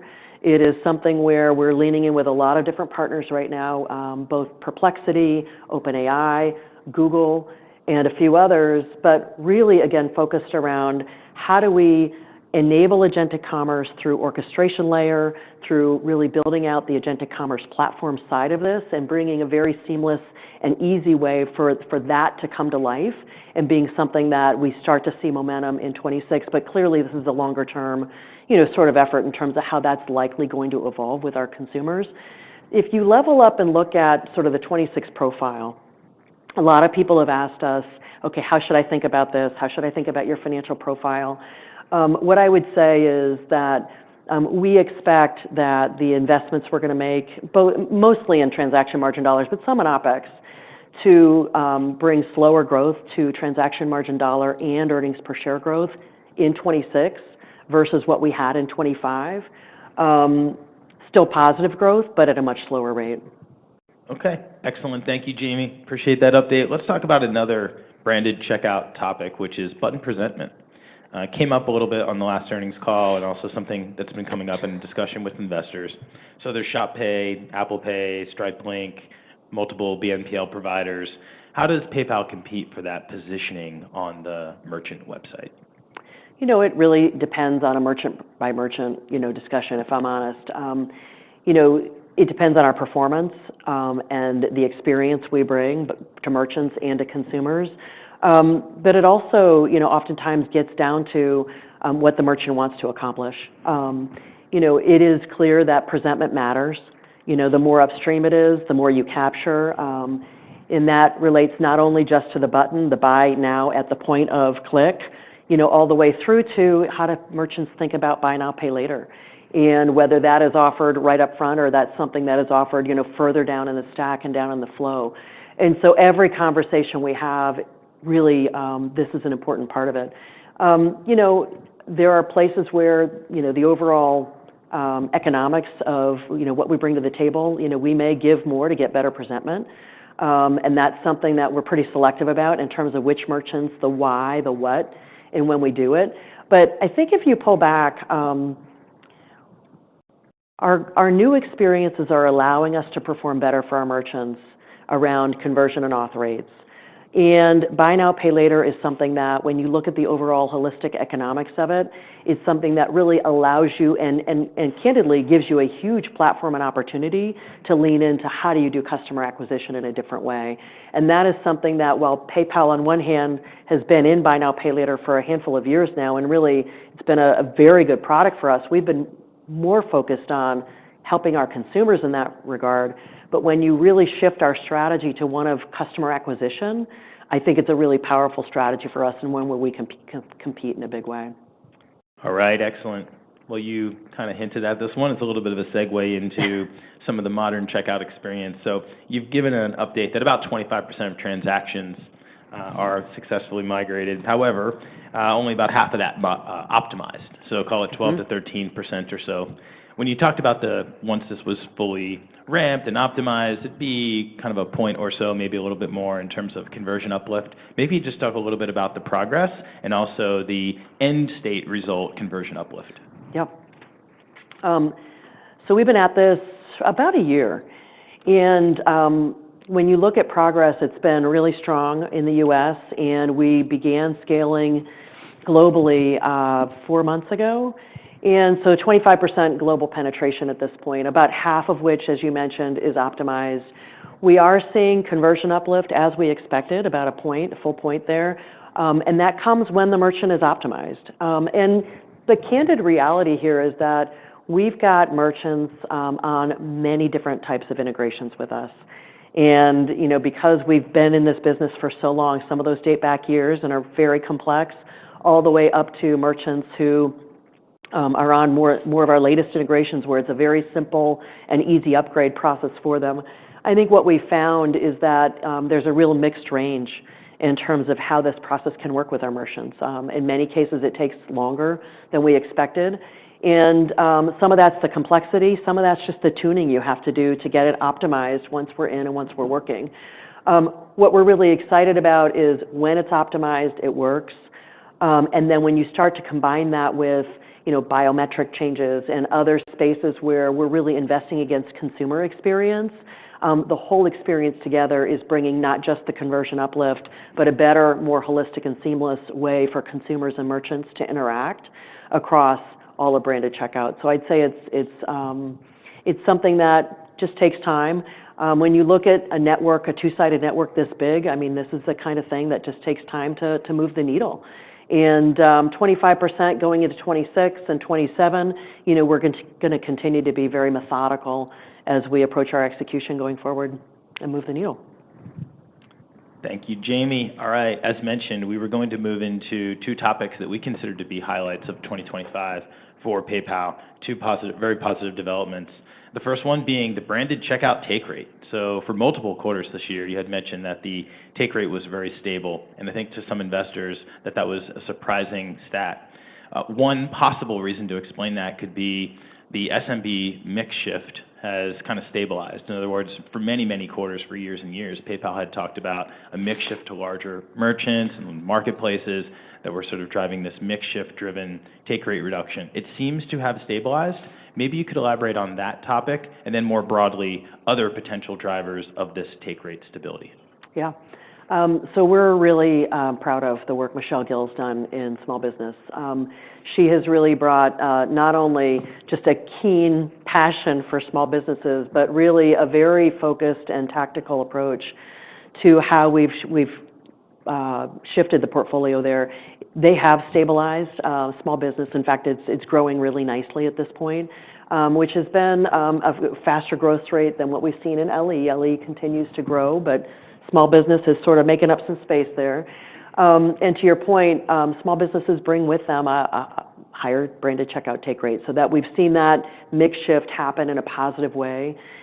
We've seen a little bit of benefit from FX, but the other piece that has been a dynamic here that I've been watching all year this year has been really around branded checkout pricing. And that's been something that, as you know, 2 years ago when we came in, we really looked across the company and wanted to shift ourselves sort of culturally and in our conversations with our merchants to one of just profitable growth and really making sure that we had a really good value exchange and bringing real value to merchants, but also having the right balance in our pricing discussions. And I think you're seeing a little bit of that pull through too. So a little bit more stability there and a little bit more balance in the conversations. And whether it's a re-engagement or whether it's new wins, the kind of work we're doing there to balance those kinds of conversations. Excellent. Thank you, Jamie. Let's move to another big highlight, which was branded experiences growth. So 8% globally and 10% in the US. Those were impressive numbers. The branded experiences definition, just for context for everyone, extends the definition of branded checkout online. It also includes the debit card transactions, including some of the NFC business that's starting up in Germany. So strong growth for branded experiences. Maybe you could talk a little bit more about this and the card contributions. Yeah. So 10% growth in branded experiences in the third quarter, which was double the rate of the prior year. And, this is another one that we started maybe September of last year when we launched, the PayPal debit card and the introduction of that in the US, along with, our Will Ferrell campaign and our marketing and our advertising.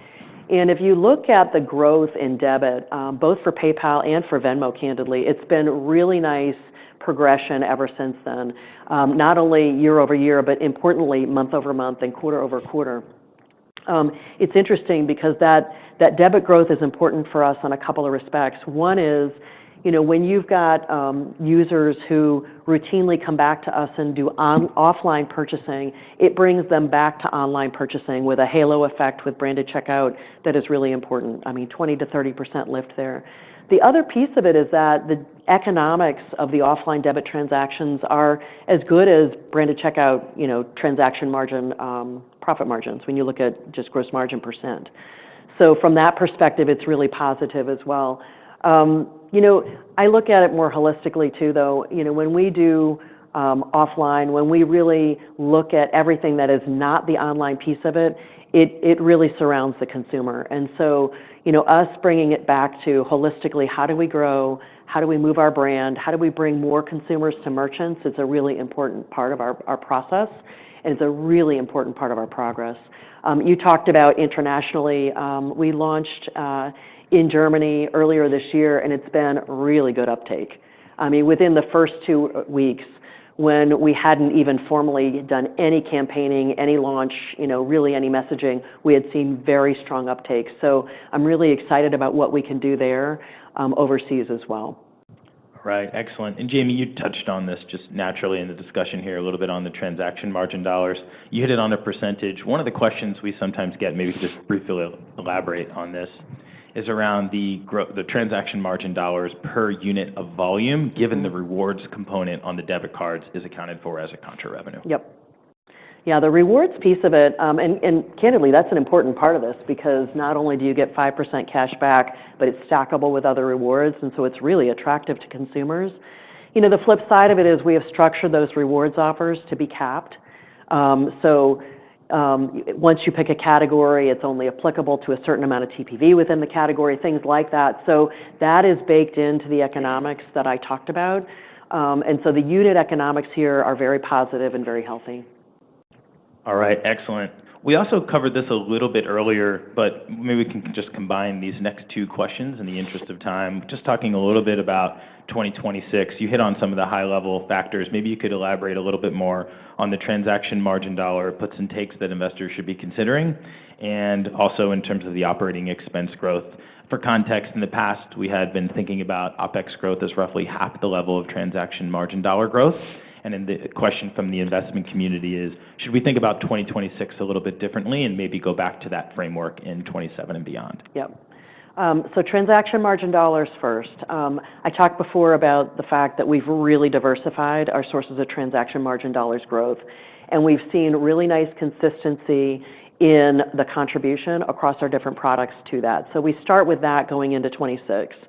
The second piece of it, which I talked about before as well, is really our intent to take some of those dollars and that growth and reinvest it back into our business. And again, reinvesting it along 2 lines, driving product attach and habituation, and also really investing against the agentic shift that we're seeing. And I mentioned before some of the forms that'll take, but really focused on building for the future and driving durability for future over the next couple of years, but importantly, setting us up as well for the periods beyond that. When you look at the OpEx side of it, as a general rule, the framework you mentioned is exactly how we think about it, which is to grow OpEx at about half the rate of our transaction margin dollar growth. Having said that, when you get into 2026, given the investments that we plan to make, I would say the way to think about it for 26 right now, or at least as we're still working through our planning, is that the OpEx growth rate will probably be about the same as our transaction margin dollar growth rate. So we'll see some compression there with, again, to your point, as we begin to return that and begin to grow over that over the next couple of years, that'll create a nice algorithm of growth for us to continue to have momentum around. All right. Thank you for that update, Jamie. We have, with the time permitting, I think the next topic we should hit is agentic commerce. So plenty of great announcements from PayPal on this topic. Maybe you could elaborate a little bit on those the 2 main announcements that you made. But one more mechanical follow-up is a question we often get from investors is, how does a merchant go about getting the PayPal button placed within, let's say, the ChatGPT user interface, and what is the, let's call it, opt-in process? Yeah. So with respect to agentic, we're really excited about it. I mentioned before we've got partnerships with a handful of different players at this point, and we're really focused on a couple of things. Number one, for the LLMs, it's really about bringing them sort of merchants at scale very quickly. We can bring to them tens of millions of merchants, very, very quickly to help them sort of launch agentic commerce very quickly. The other side of it is bringing hundreds of millions of consumers to them at the same time and doing it with real global scale around identity, around authorization, around fraud protection, both with respect to sellers and with respect to buyers. And that is really, really important to LLMs because all of those capabilities, and particularly all of the global elements of it, are something that they just don't have time, nor do they want to build out. And so we're doing that in a couple of different ways. Number one is building an orchestration layer that allows merchants to opt in and allow their catalog presentment and allow their pricing, all of that to be presented very seamlessly, with the LLMs. And the other side of it is building out the agentic commerce platform side of it, which allows, once the consumer's in there, they can transact very seamlessly and very quickly. And so how we do that and how we scale that, that's what we're focused on building out over the next year and working very closely with a couple of big LLMs as we do it. What's interesting and exciting too is because we already have contracts with all of these merchants in place, right? All of our branded checkout economics, those are already there. This doesn't require the LLMs to have to recontract with anybody. It's just pass through for us in terms of once a consumer comes in, they click on a specific brand, that brand flows right through our branded checkout, performance and transaction, just like it would under any other transaction if they had done it directly with a merchant. So from that perspective, things don't look much different from the economic side of things. All right, perfect. Appreciate that update. Let's go to BNPL, which is another topic that's somewhat related to those existing merchant relationships that you have. So we've seen some great observations around the Pay Later button being shown more upfront in the shopping process. You referenced this a little bit earlier. So maybe you could just talk a little bit about what PayPal is doing to help that Pay Later that button show up earlier in the shopping journey. Yeah, so Buy Now, Pay Later has become a really important part of how consumers shop. And we've seen the growth, not just with us, but just in the space, generally been very strong. When you look at Buy Now, Pay Later, we are a very global business. About 30% of our Buy Now, Pay Later product is in the US. The rest is rest of world. We are a very short duration, generally skewed towards pay in 4, pay monthly. So our product averages about a 41-day cycle.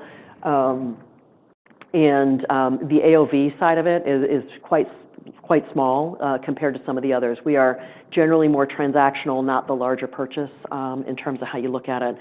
And from an economic perspective, the unit economics on the product itself are on par or better than our competitors. And what we find, to your point about when we have it embedded in the stack, whether it's upfront or even when it's embedded later, it brings people back to PayPal because once they've gone through our onboarding process, they know when they click Pay in 4 with PayPal, that they can use it every time. And so it brings us back. They transact more, but we also get a proven halo effect in terms of transacting at higher levels as well. So it's really positive in terms of how it contributes to us. And it's a real opportunity for us and one that candidly up until a year or two ago, we had the product, but we hadn't focused on it as much as well. So think about this big consumer install base that we have and a big opportunity to really lean in differently with our merchants and our consumers to capture it. Okay, excellent. Well, in the final few minutes that we have here, I think going to Venmo would be a great way to cap things off. If you could talk a little bit about some of the monetization progress that you've made, and then we had one more specific follow-up. In the past, the company had noted roughly about a 50% user overlap between Venmo users and PayPal users, and we were hoping you could give us a status update there. Sure. So Venmo, and you know this because every time we talk, I get super excited when I talk about Venmo. It's a product that we've had for a long time, but we just hadn't invested in. It just sort of grew on its own. But I would say from a monetization perspective, it had been pretty static. And about a year and a half ago, we really shifted the profile there. We brought in a new leader. We've shifted our investment profile. And Venmo is really growing at a very nice clip. We've got a very engaged, very attractive young user base there. What's different now is, we've made the app just better in terms of pulling people in. It's find your contacts easier. Venmo groups, we've had other features in it, bill pay, split, just different things that people can come in and find and surface very quickly. But important to that, we started combining that with real campaigns around the Venmo debit card and embedding that in wallets so that it's easy to use. You can tap to pay with Venmo, which has been really fun and exciting for folks. And we've really just begun this journey around how do we build out a more habituated consumer. One of the big campaigns we launched a few months ago was around the Venmo College campaign, the Big 10, Big 12, which is really fun because it not only is on-campus sort of co-marketing to exactly our demographic that we want to capture, but it's around embedding the debit card as we do it, so in the onboarding process. And it's also about embedding Pay with Venmo and that experience in college bookstores, how we pay athletes. I mean, all of these different things, which just brings different ways we can monetize. On top of that, it's just been a really, really fun way to get out there. I'm sure as you guys have seen some of the college game days, you've seen some of our advertising and some of the way we've really brought the brand there. And your last question was around the overlap piece of it. It's interesting because while we have said that in the past, that we have 50% overlap, I guess what I would think today is I really am much deeper on PayPal and Venmo. We go after different target demographics. PayPal skews 30 plus, slightly more affluent, and in terms of our target demographic, and our general user base is much more Main Street America there. When you look at Venmo, it is a more young Gen Z, a little bit of millennial, but really embedding into being the way the next generation pays and how the money flows for them. So yes, some overlap, but again, we operate in a space where we think we can do all of that pretty well and complementary. Excellent. Well, on behalf of my team and everyone here at UBS, we want to thank the whole team at PayPal, so Steve and Allison that weren't able to join us here, but also to Ryan and Jamie for being here in Arizona and being a big part of our conference for many years. So thank you so much. Thanks for having us. Well, that wasn't great. On the positive note, Spider is gone and I am still here. Was a small jumping spider. They do indeed jump. They do indeed jump.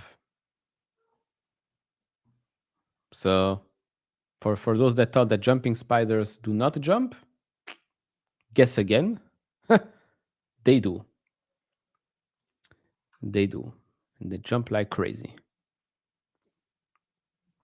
So right now, where does this put us?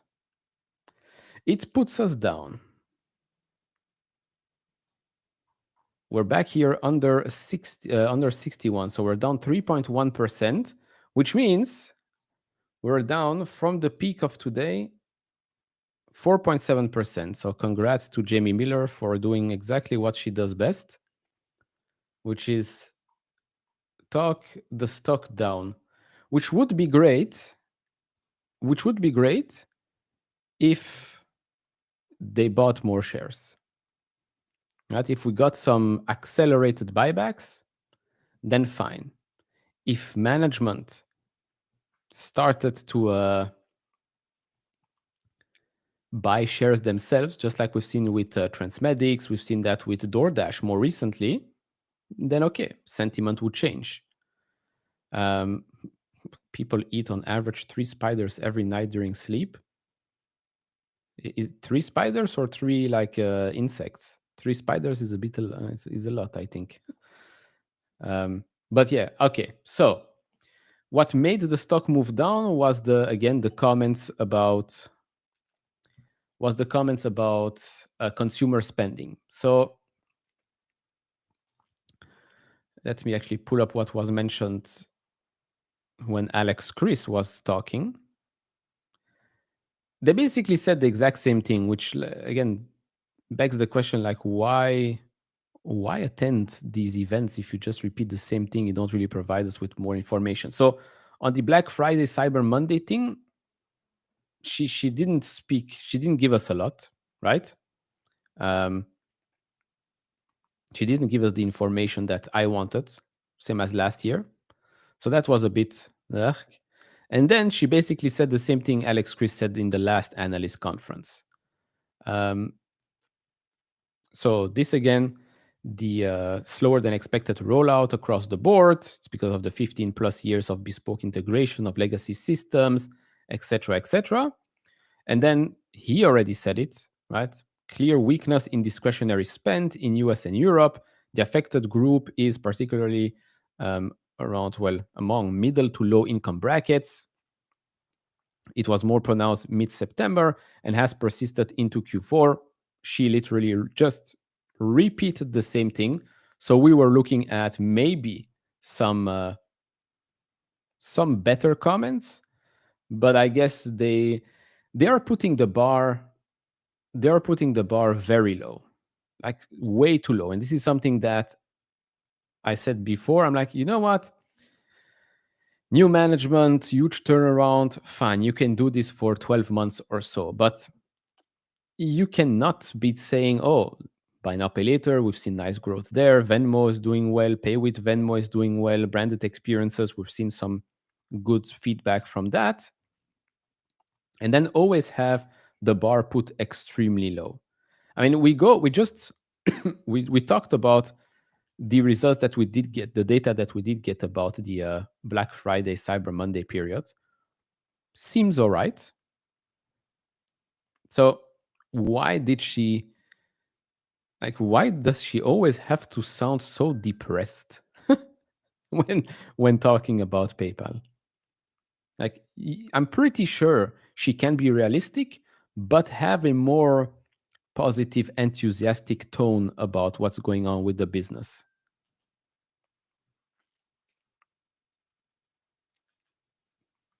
So again, I wouldn't have mind that if they would be accelerating buybacks. Simple as that. If they would have accelerated buybacks, if management buys shares at the open, I'm not even asking for like millions and millions of dollars of buying of shares, but a small open market order, I don't think would hurt them that much. So it's definitely because of this.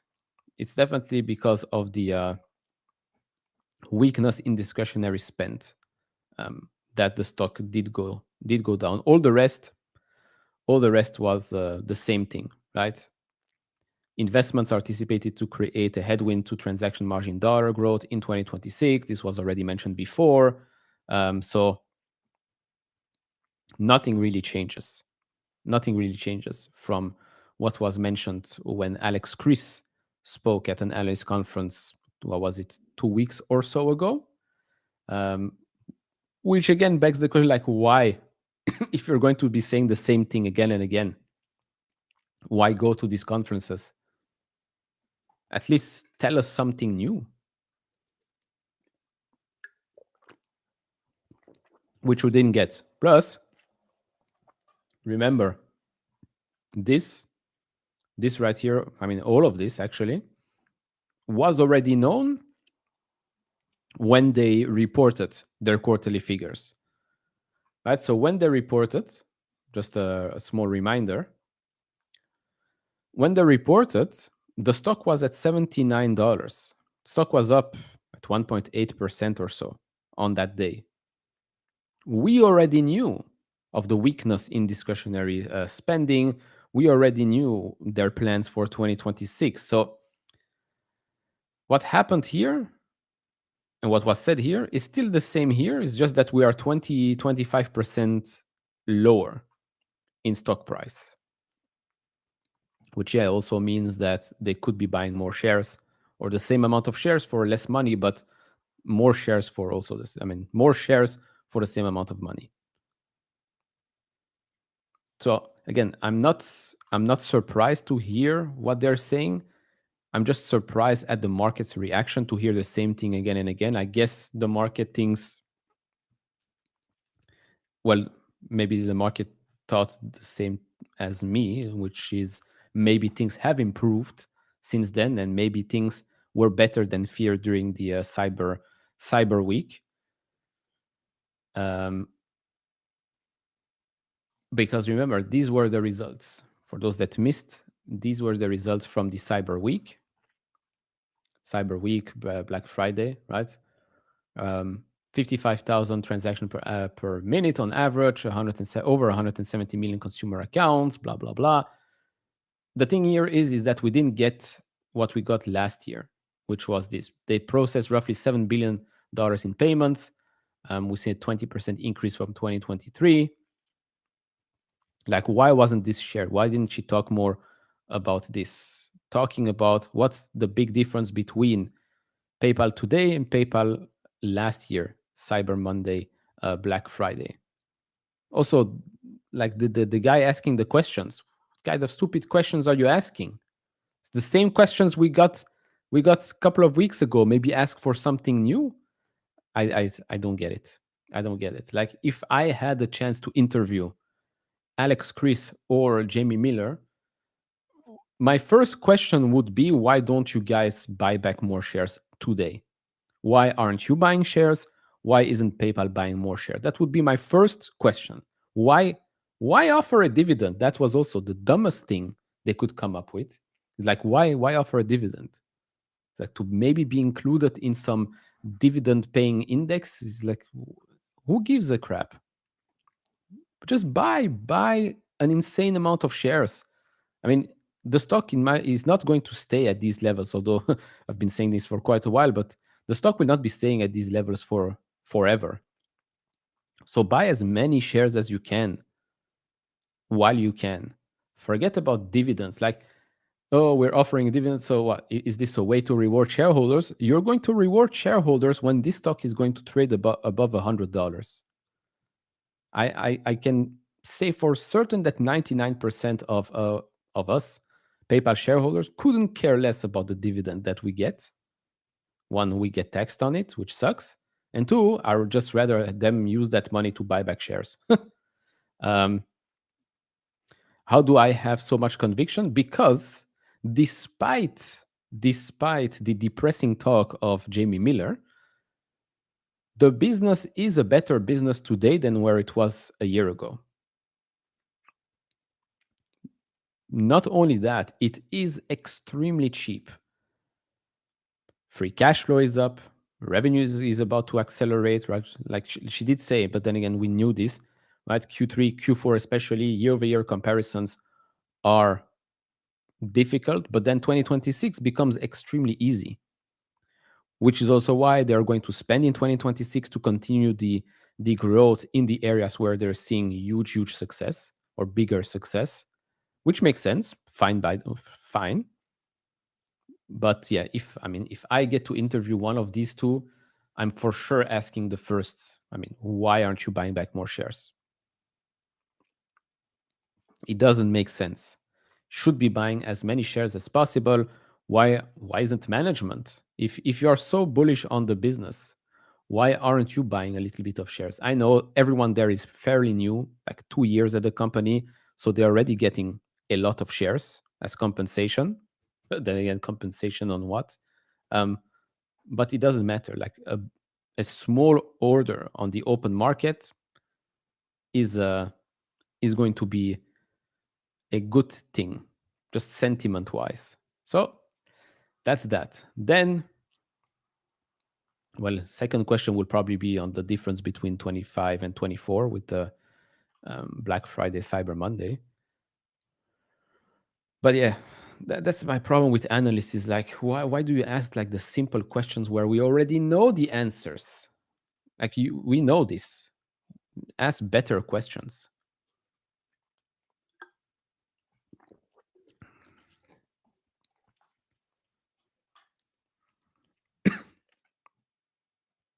So yeah, in the meantime, it is still PayPal, like the shirts, the merch we have. It's still PayPal.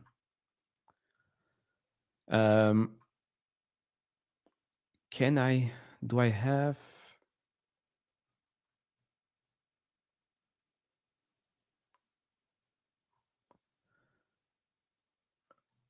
No, nothing here. Let's see what happened with. So yeah, PayPal is now down 3%. I do wonder if she's looking at the stock when she speaks or afterwards. Like she needs to notice that every time she opens her mouth and talks about the company, the stock goes down. Like maybe change the script. Maybe change the script a little bit.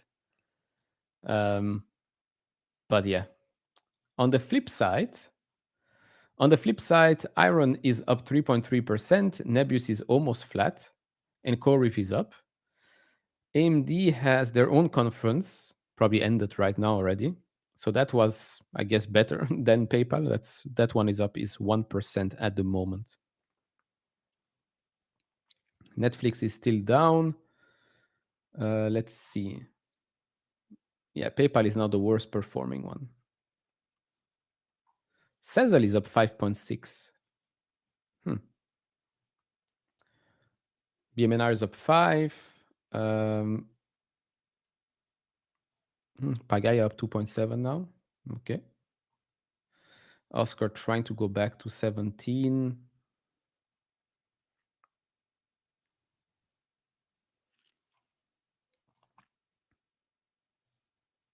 Yeah, 3.1. I mean, it sucks, especially when you have call options. When you have shares, you don't really care that much unless you want to exit. But then again, you should definitely not buy PayPal to exit in the short term. Options is the issue. Still have some time, but like you're going to be correct. You're going to be right. Just the timing of it is not going to be the best for the 2027. I have zero worries with that. It's the March ones that might be a problem. But yeah, same results, just difference in messaging from management, and this thing is probably about at $90 right now. Same numbers, different messaging. Stock is 50% higher. That's it. Because again, the results, right? The reason the stock went up before on the earnings day is because the results were good. The results were good, so the stock reacted accordingly. But then the market momentum was completely killed overall. But the messaging from management should have been much better. I mean, do they have PTSD from the PayPal shock the world statement? Maybe. I'm not wrong. I'm just too early. Yes. Correct. Because remember when we had the shock the world thing and literally didn't really shock the world, and since then, like the excitement has died down a little bit.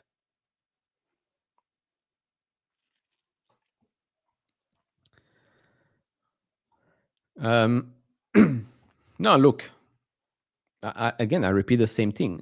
PayPal is cheap. The business is becoming better. That's just a fact. What's also a fact is that the stock sucks. That's a fact. The stock sucks. The story does not, because the story gets better for the business. Just that the stock sucks. And someone said it here. If Elon were CEO here, he would have made some crazy claims of what might happen in a couple of years. But at least it excites the market. Yeah, the stock would have probably been doubled what it is today. The OpenAI deal announcement, yeah, but it was less about even the OpenAI thing was not like such a big deal. You can go back and look at the stream. I said it even back then. No, Alex Christ should not get fired at all. I mean, he came into just over 2 years. He's been doing a very good job. Don't get me wrong. He's been doing a good job at the company, right? Business level wise, the company is a better company today than when he came in. Now, I do think that now, maybe he should be talking in a way that Wall Street would get more excited about the stock. Because eventually, you as a CEO, you have a duty to shareholders, and the returns are not great. But if we look at, let's put the weekly so I don't have to zoom out so much. If you look at when he came, I think he came around here, no? Something like that. Stock has done nothing since. That's flat. Now, first 12 months, we give him the benefit of the doubt. because he has to turn around a huge company that's been struggling, that's been growing, but not really in a profitable way. So, okay, first 12 months, we give him that. We started the year very good. We started the year where the stock is at around $90, but we're at 60. We are at $60, started the year at 90, 60 now. Company is doing better than what it was at the start of the year. Then the problem is the messaging and not the company. Capiche?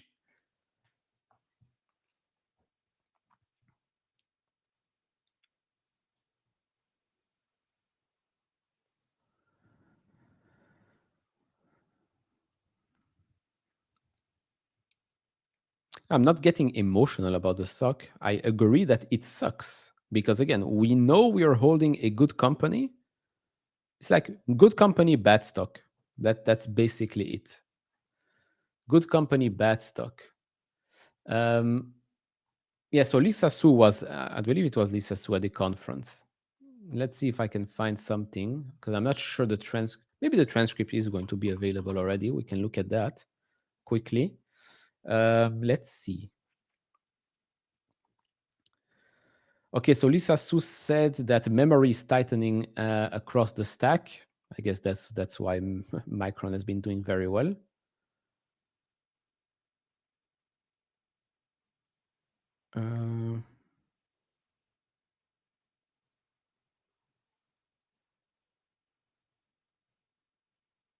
Okay, so everybody's talking about the same thing. So probably memory prices are going to be going up. Let's see what we have more. I guess if everybody's tweeting the same thing, that's the only thing she said that mattered.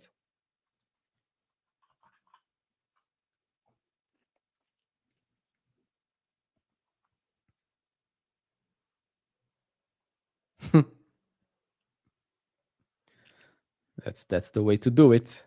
That's the way to do it.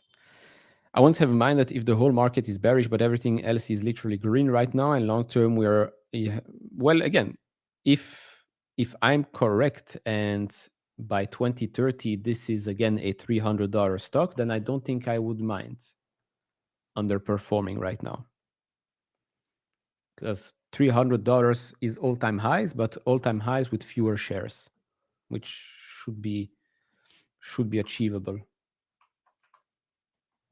And that's 2030. So of course you need like 4 years for it to work out. Maybe 4 years is too much, maybe not, but if you can get a 5x from here in 4 years, I don't think we will complain.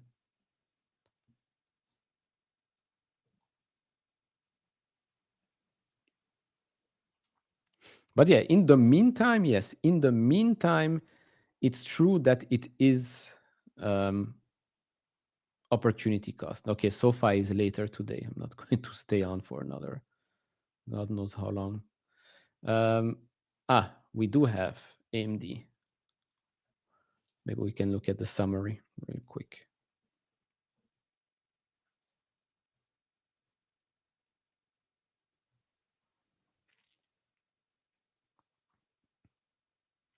No, it is exactly. For people that want to accumulate shares, it's easy right now to accumulate shares.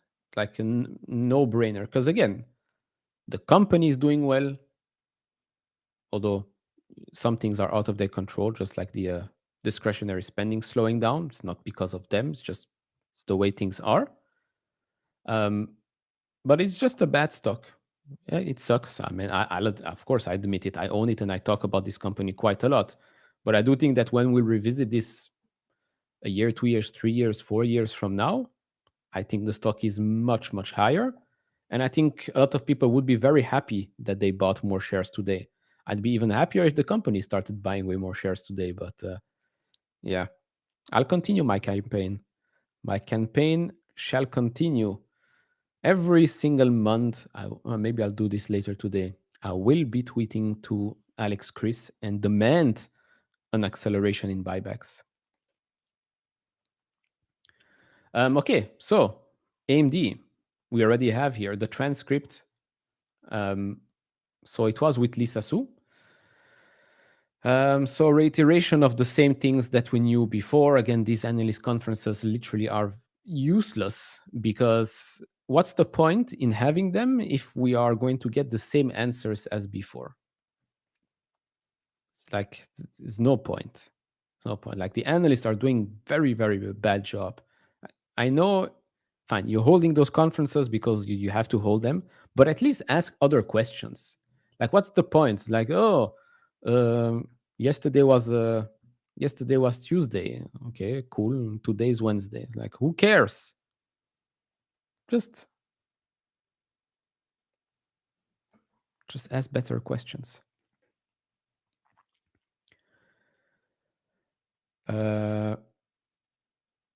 So again, talking about the same thing here, the company believes there are 2 years into a 10-year super cycle for AI. It's not a bubble, driven by clear enterprise return on investment in productivity. They project GPUs will remain the significant majority of the AI accelerator market for the next 5 years due to their programmability, with ASICs capturing 20 to 25%. Talked about the AI deal here. Again, nothing new. And the guidance is, of course, not new either. It's everything that they told us during the analyst day. Let's see. Any issues that were mentioned? See if we can get something there. AMD is red a little bit right now, but then again, I think a lot of names are pulling back a tiny bit. Not that many names. Okay, so value of ASICs for purpose-built architecture. Okay, so here again, making sure that GPUs stay at the center stage. AI bubble is BS, basically. Everything's early innings, blah, blah, blah. Regarding supply chain, potential bottlenecks for future growth were identified, including access to advanced wafers, HBM, and advanced packaging technologies like CoWoS. AMD has strong chain partnerships to mitigate these, while also closely monitoring the availability and build-out of data center power globally. Minor concerns were also noted regarding rising memory prices, potentially causing despecking in the PC market. Again, very good for Micron. Finally, the issue of customer concentration was addressed. AMD does not worry about it, viewing the OpenAI deal as one of several multi-generation partnership, okay, and emphasizing AMD's role as a general purpose supplier across the broad customer base. Okay, nothing new for us from AMD. The lives are always available on the channel. Always available on the channel. We did have this comment right here from HSBC. New study counters AI bubble fears. Here, HSBC highlights new research showing that 74% of companies report positive returns from Gen AI, challenging earlier claims that 95% see no return on investment. The analyst says the widely cited July MIT Nanda figure was based on weak data and exaggerated fears of an AI bubble. It's funny because that's exactly what I talked about with someone from Adobe about the Adobe Firefly Foundry and all of that.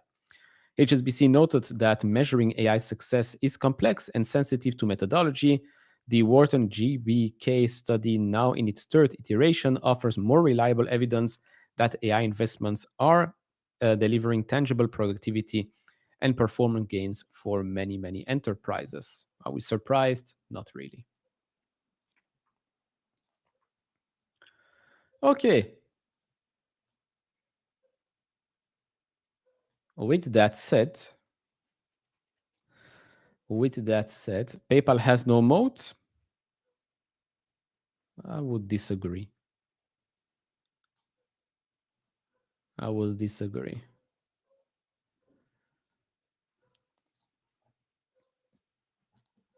Almost half a trillion in TPV per quarter, one of the biggest data vaults in the world. What is it?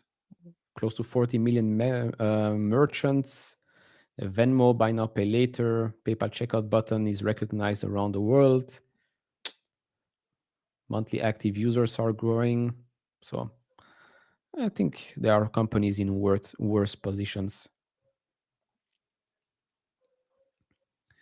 Fell asleep on the couch. I didn't see you here. Is Netflix a buy? I would, if I could, I would buy it right now. Yes. Will I cover Salesforce earnings? Yeah, but tomorrow, not tonight. Tomorrow morning, I'll probably cover it. And maybe Jose will join me as well tomorrow for the market open. So that's about it. That has been a very long stream, but an interesting one, if I do say so myself. Long but interesting stream. So with that said, we are, and yes, this is of course not my real place, obviously, not yet at least, but we shall see each other tomorrow morning. We shall see each other tomorrow morning. Do I think the headwinds will affect the numbers in the short term? If yes, what stock are you talking about? AMD or something else? If it's no, I don't. If both of them, I don't think. No. They're going to tell positive messages after they buy back all the stock. Yeah, after it's a privately held company, they might share some good news. But anyways, that's all I've got for you for today. See you all in the next one. Probably an iron video later today. So thank you all for joining, and we